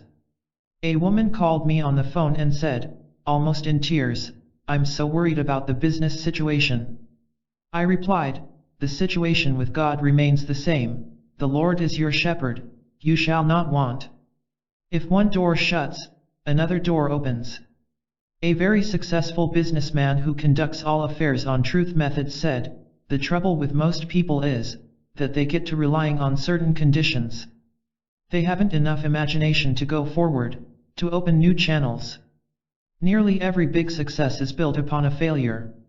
I was told that Edgar Bergen lost his part in a Broadway production because they did not want any more dummies. Noel Coward got him on the Rudy Vallee radio hour, and he and Charlie McCarthy became famous overnight. I told the story at one of my meetings of a man who was so poor and discouraged that he ended it all. A few days later came a letter notifying him that he had inherited a large fortune. A man in the meeting said, "That means, when you want to be dead, your demonstration is 3 days off." Yes, do not be fooled by the darkness before the dawn. It is a good thing to see the dawn once in a while, to convince you how unfailing it is. It reminds me of an experience of several years ago. I had a friend who lived in Brooklyn near Prospect Park. She liked to do unusual things and said to me, "Come to visit me and we'll get up early and see the sunrise in Prospect Park." At first I refused, and then came the hunch that it would be an interesting experience. It was in the summer. We got up about 4 o'clock, my friend, her little daughter and myself. It was pitch dark, but we sallied forth down the street, to the entrance of the park. Some policemen eyed us curiously, but my friend said to them with dignity, "We are going to see the sunrise," and it seemed to satisfy them. We walked through the park to the beautiful rose garden. A faint pink streak appeared in the east, then suddenly we heard a most tremendous uproar. We were near the zoo and all the animals were greeting the dawn. The lions and tigers roared, the hyenas laughed, there were shrieks and howls, every animal had something to say, for a new day was at hand. It was indeed most inspiring. The light slanted through the trees, everything had an unearthly aspect. Then, as it grew lighter, our shadows were in front instead of behind us. The dawn of a new day. This is the wonderful dawn which comes to each one of us, after some darkness. Your dawn of success, happiness, and abundance is sure to come. Every day is important, for we read in the wonderful Sanskrit poem, "Look well, therefore, to this day, such is the salutation of the dawn. This day the Lord is your shepherd.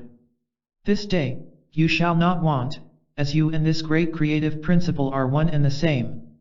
The 34th Psalm is also a psalm of security. It starts with a blessing for the Lord. "I will bless the Lord at all times, his praise shall continually be in my mouth. They that seek the Lord shall not want any good thing." Seeking the Lord means that man must make the first move. "Draw near to me and I will draw near to thee, saith the Lord." You seek the Lord by making your affirmations, expecting and preparing for your good. If you ask for success and prepare for failure, you will receive the thing you have prepared for. I tell in my book, The Game of Life and How to Play It, of a man who asked me to speak the word that all his debts be wiped out. After the treatment, he said, "Now I'm thinking what I'll say to the people when I haven't the money to pay them." A treatment won't help you if you haven't faith in it, for faith and expectancy impresses the subconscious mind with the picture of fulfillment. In the 23rd Psalm we read, "He restoreth my soul." Your soul is your subconscious mind and must be restored with the right ideas.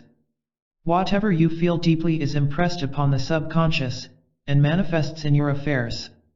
If you are convinced that you are a failure, you will be a failure, until you impress the subconscious with the conviction you are a success. This is done by making an affirmation which clicks. A friend in a meeting said that I had given her the statement as she was leaving the room, "The ground you are on is harvest ground." Things with her had been very dull, but this statement clicked. Harvest ground rang in her ears. Good things immediately commenced to come to her, and happy surprises. The reason it is necessary to make an affirmation is because repetition impresses the subconscious. You cannot control your thoughts at first, but you can control your words, and Jesus Christ said, "By your words you are justified and by your words you are condemned."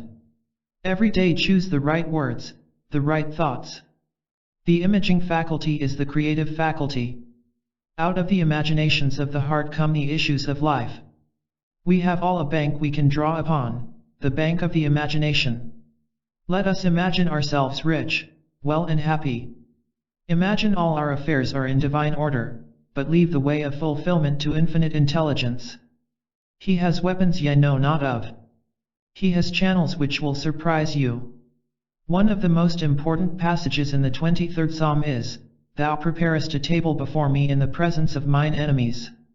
This means that even in the presence of the enemy situation, brought on by your doubts, fears, or resentments, a way out is prepared for you. The Lord is my shepherd, I shall never want. 11. Look with wonder.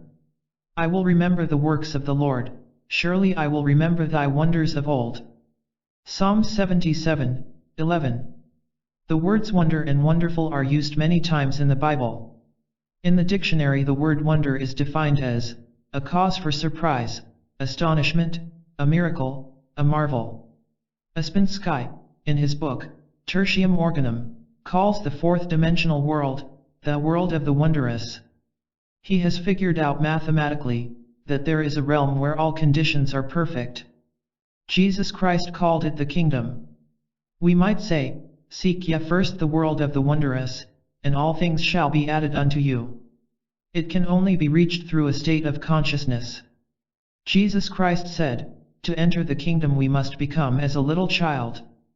Children are continually in a state of joy and wonder. The future holds promises of mysterious good.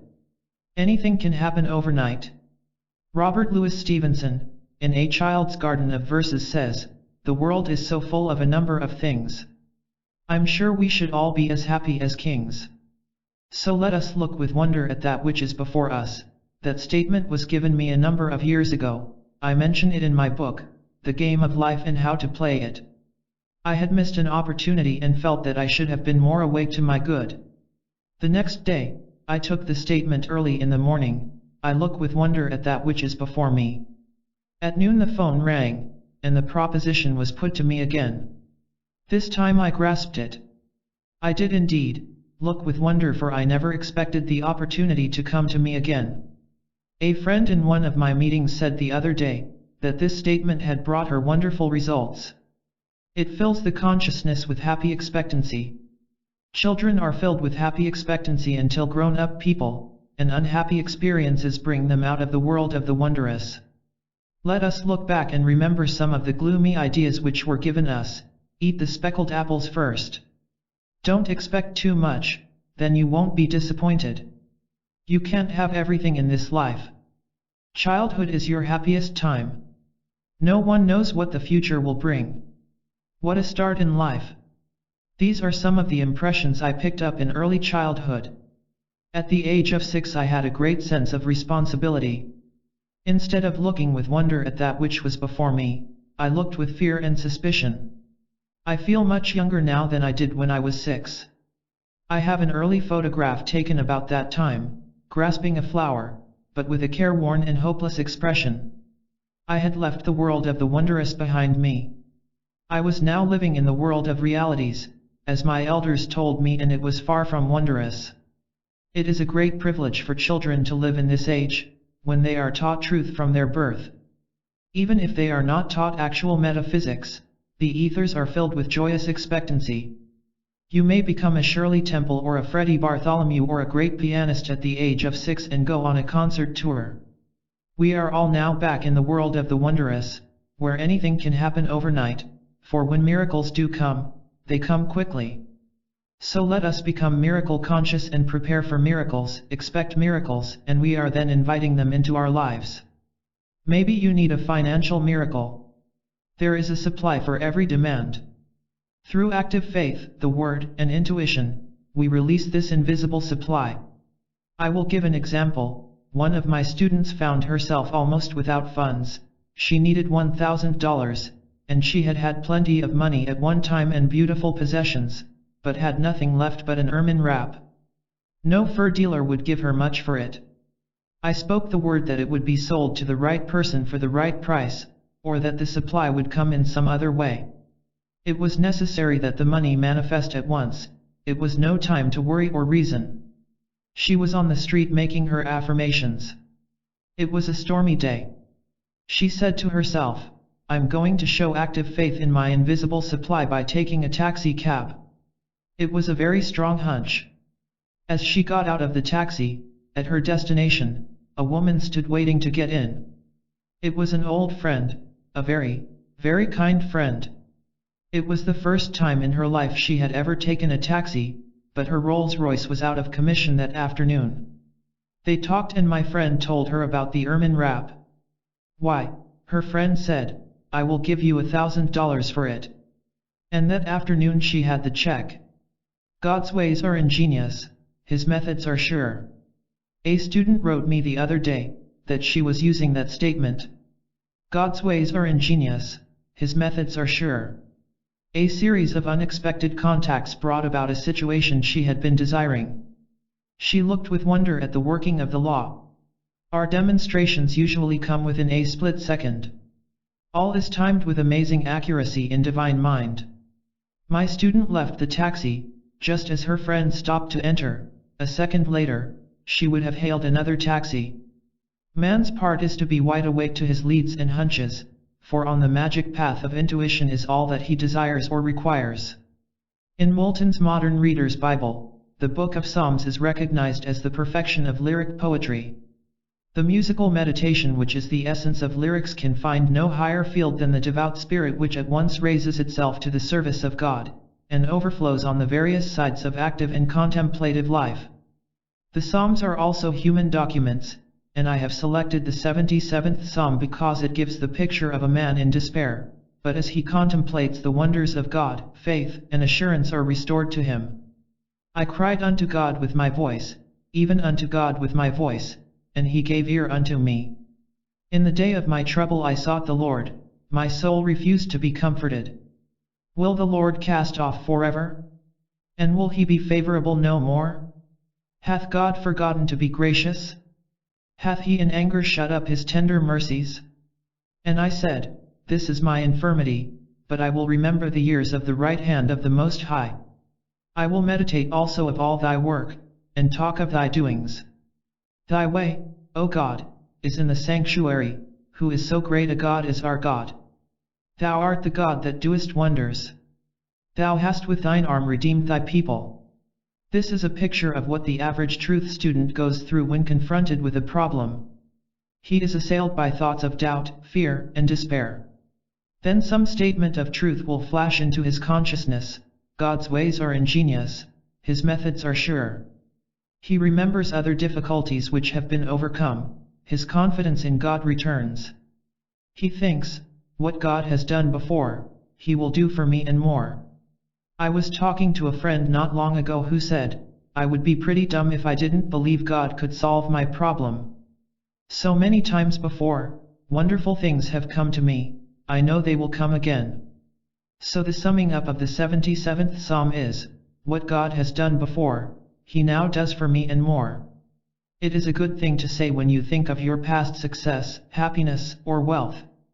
All loss comes from your own vain imaginings.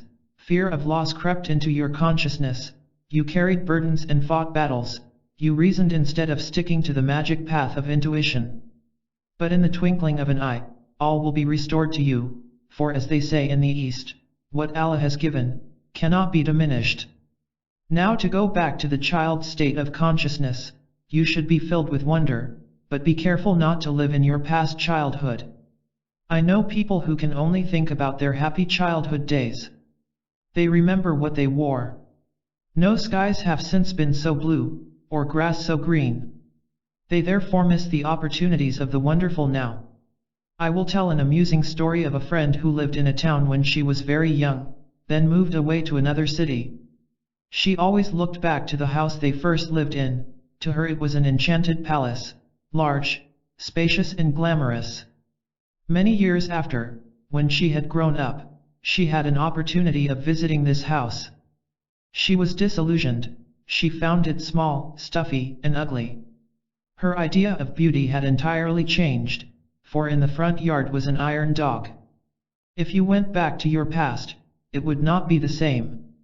So in this friend's family, they called living in the past, iron dogging. Her sister told me a story of some iron dogging she had done. When she was about 16, she met abroad, a very dashing and romantic young man, an artist. This romance didn't last long, but she talked about it a lot to the man she afterwards married. Years rolled by, the dashing and romantic young man had become a well-known artist and came to this country to have an exhibition of his pictures. My friend was filled with excitement, and hunted him up to renew their friendship. She went to his exhibition, and in walked a portly businessman. No trace was left of the dashing romantic youth. When she told her husband, all he said was, "Iron dogging. Remember, now is the appointed time. Today is the day. And your good can happen overnight. Look with wonder at that which is before you. We are filled with divine expectancy. I will restore to you the years which the locusts have eaten. Now let each one think of the good which seems so difficult to attain. It may be health, wealth, happiness, or perfect self-expression. Do not think how your good can be accomplished, just give thanks that you have already received on the invisible plane, therefore the steps leading up to it are secured also.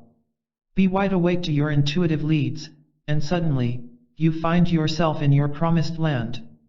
I look with wonder at that which is before me." 12. Catch up with your good. And it shall come to pass that before they call, I will answer. And while they are yet speaking, I will hear. Isaiah 65:24. Catch up with your good. This is a new way of saying, before they call, I will answer. Your good precedes you, it gets there before you do. But how to catch up with your good? For you must have ears that hear, and eyes that see, or it will escape you. Some people never catch up with their good in life. They will say, my life has always been one of hardship, no good luck ever comes to me. They are the people who have been asleep to their opportunities, or through laziness, haven't caught up with their good. A woman told a group of friends that she had not eaten for 3 days. They dashed about asking people to give her work, but she refused it. She explained that she never got up until 12 o'clock, she liked to lie in bed and read magazines. She just wanted people to support her while she read Vogue and Harper's Bazaar. We must be careful not to slip into lazy states of mind. Take the affirmation, I am wide awake to my good, I never miss a trick. Most people are only half awake to their good. A student said to me, if I don't follow my hunches, I always get into a jam. I will tell the story of a woman, one of my students, who followed her intuitive leads which brought amazing results. She had been asked to visit friends in a nearby town. She had very little money. When she arrived at her destination, she found the house locked up.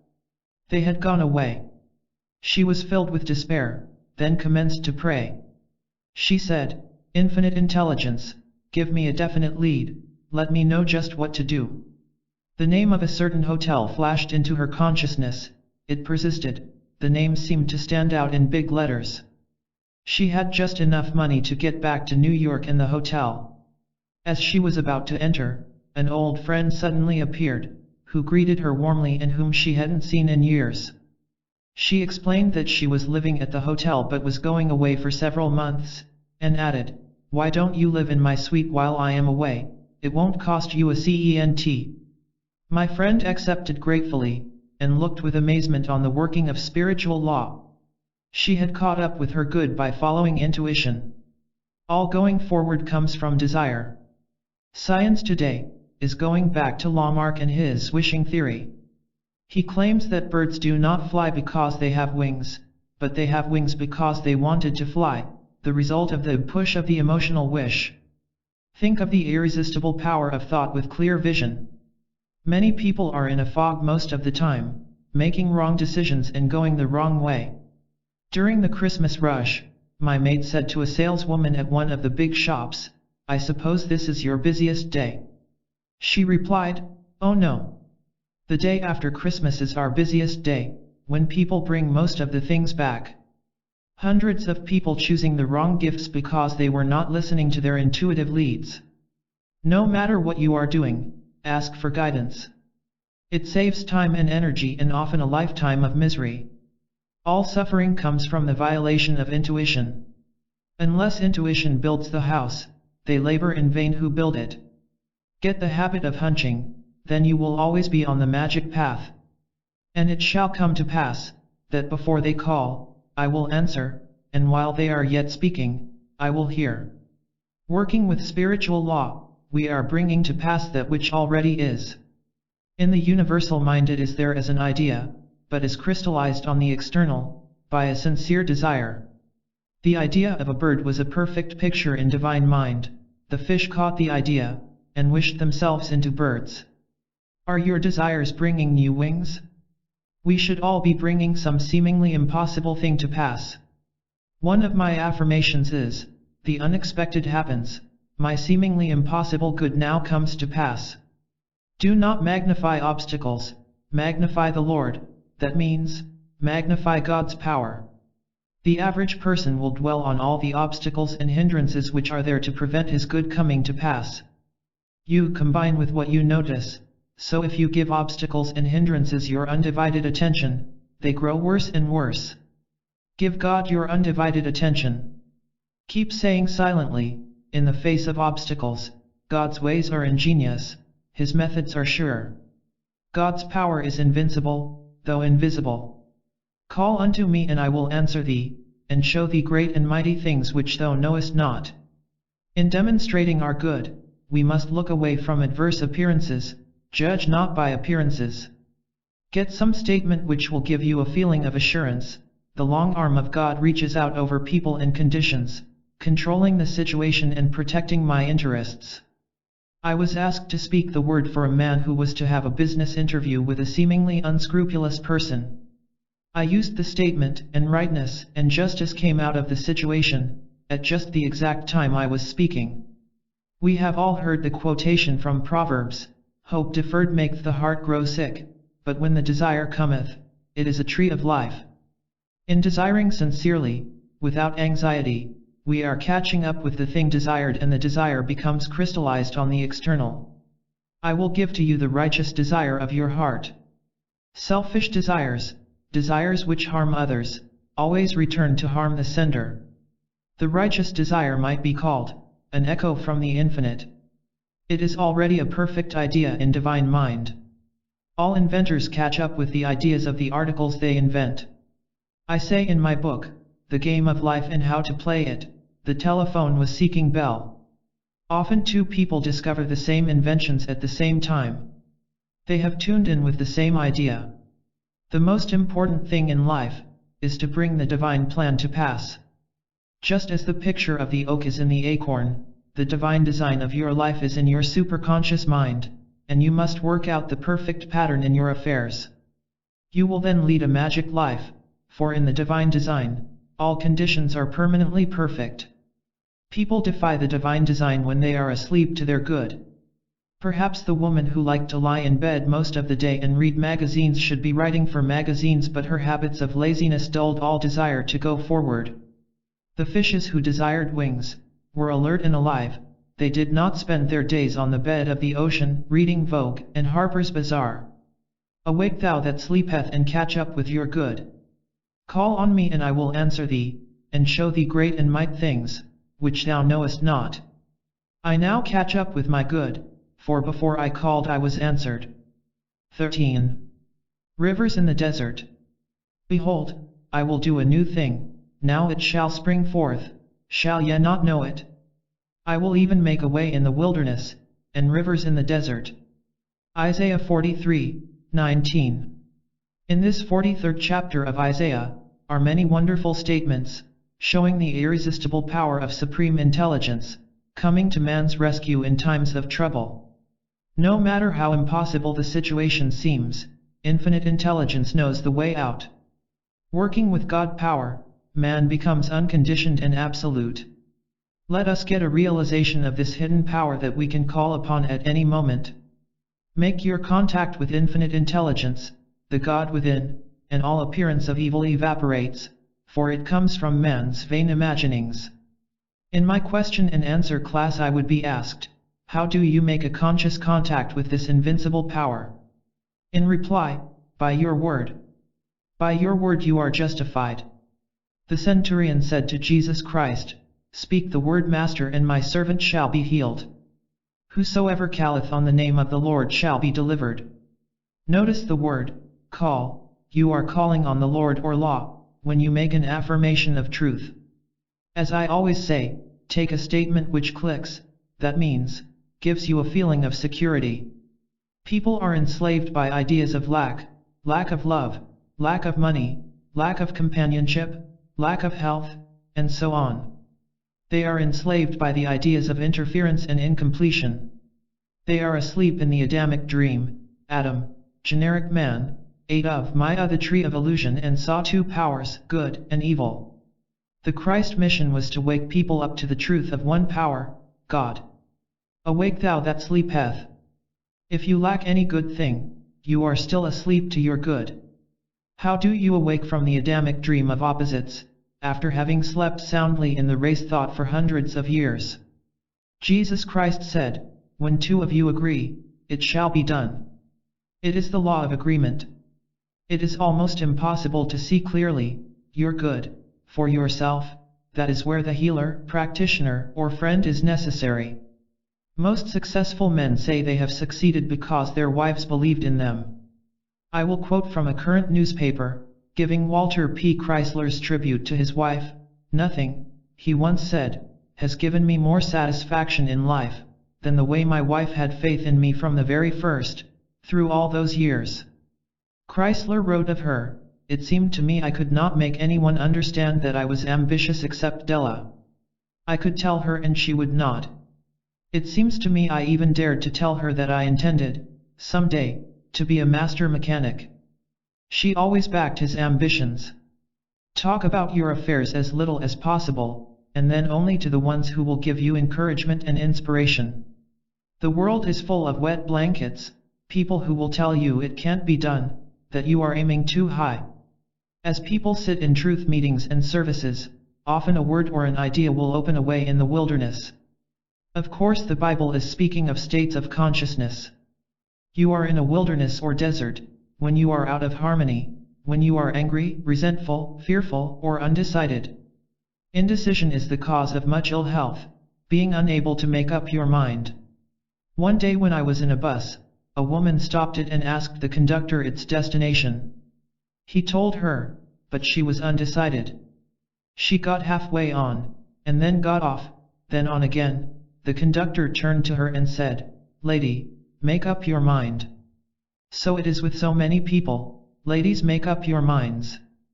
The intuitive person is never undecided, he is given his leads and hunches, and goes boldly ahead, knowing he is on the magic path.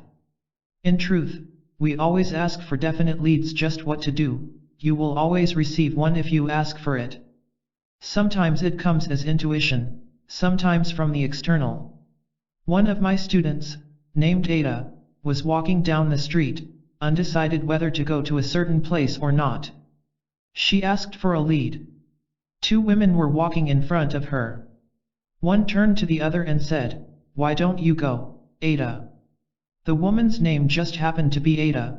My friend took it as a definite lead, and went on to her destination, and the outcome was very successful. We really lead magic lives, guided and provided for at every step if we have ears to hear and eyes that see.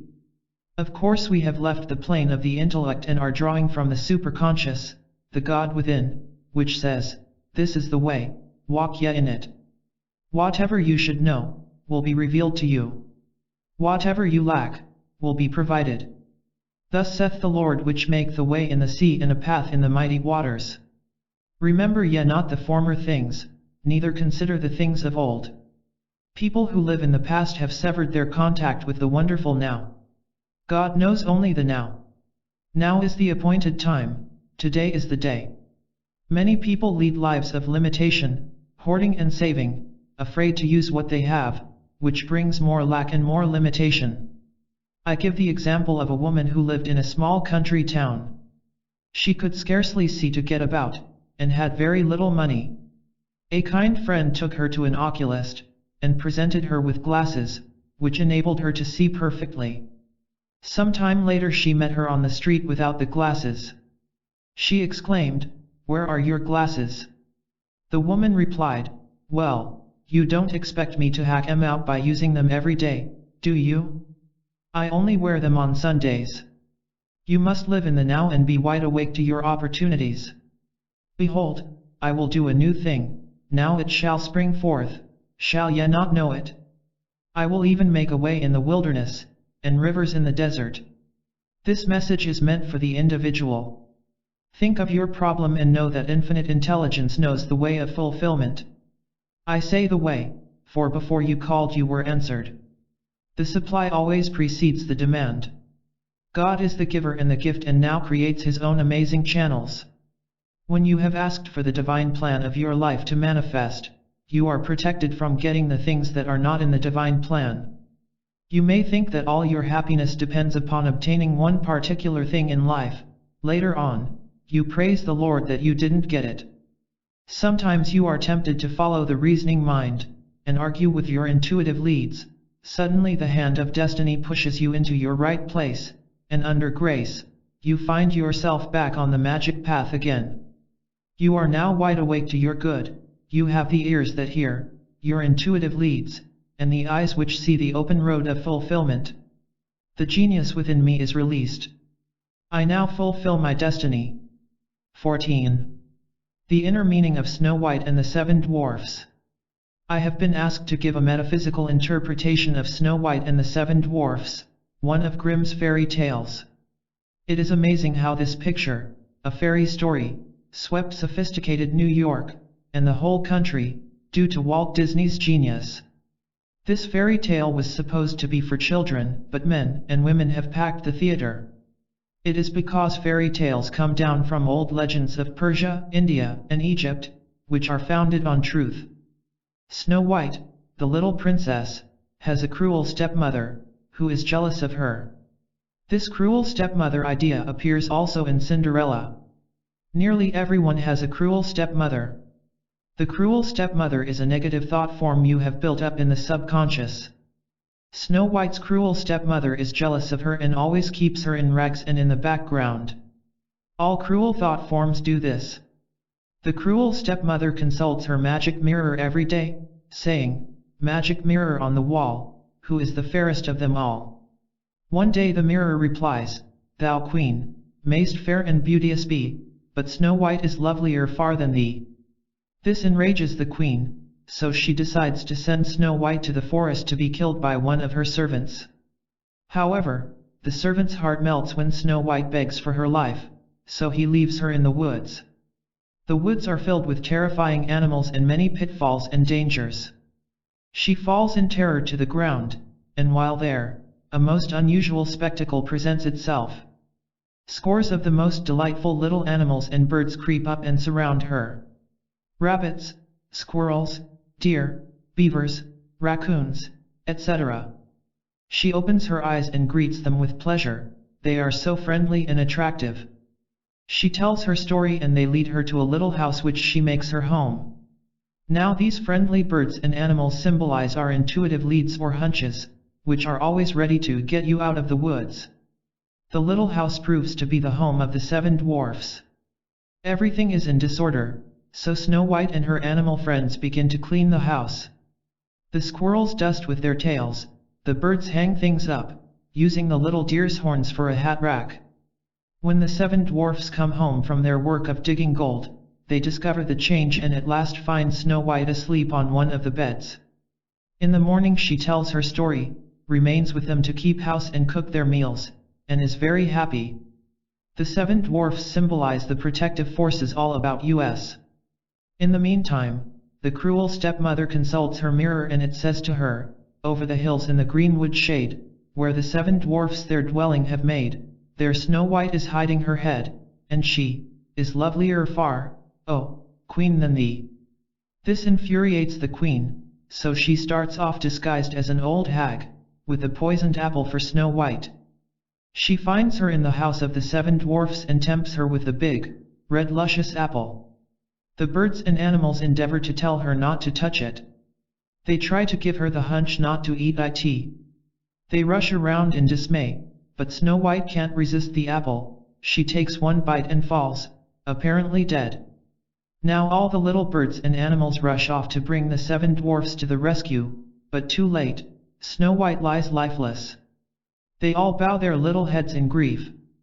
Then suddenly the prince appears, kisses Snow White, and she comes to life. They are married and live happily ever after. The queen, the cruel stepmother, is swept away by a terrific storm. The old thought form is dissolved and dissipated forever. The prince symbolizes the divine plan of your life. When it wakes you up, you live happily ever after. This is the fairy story which has enthralled New York and the whole country. Find out what form of tyranny your cruel stepmother is taking in your subconscious. It is some negative conviction which works out in all your affairs. We hear people saying, "My good always comes to me too late. I've lost so many opportunities." We must reverse the thought and say repeatedly, "I am wide awake to my good, I never miss a trick." We must drown out the dreary suggestions of the cruel stepmother. Eternal vigilance is the price of freedom from these negative thought forms. Nothing can hinder, nothing can delay the manifestation of the divine plan of my life. The light of light streams on my pathway, revealing the open road of fulfillment.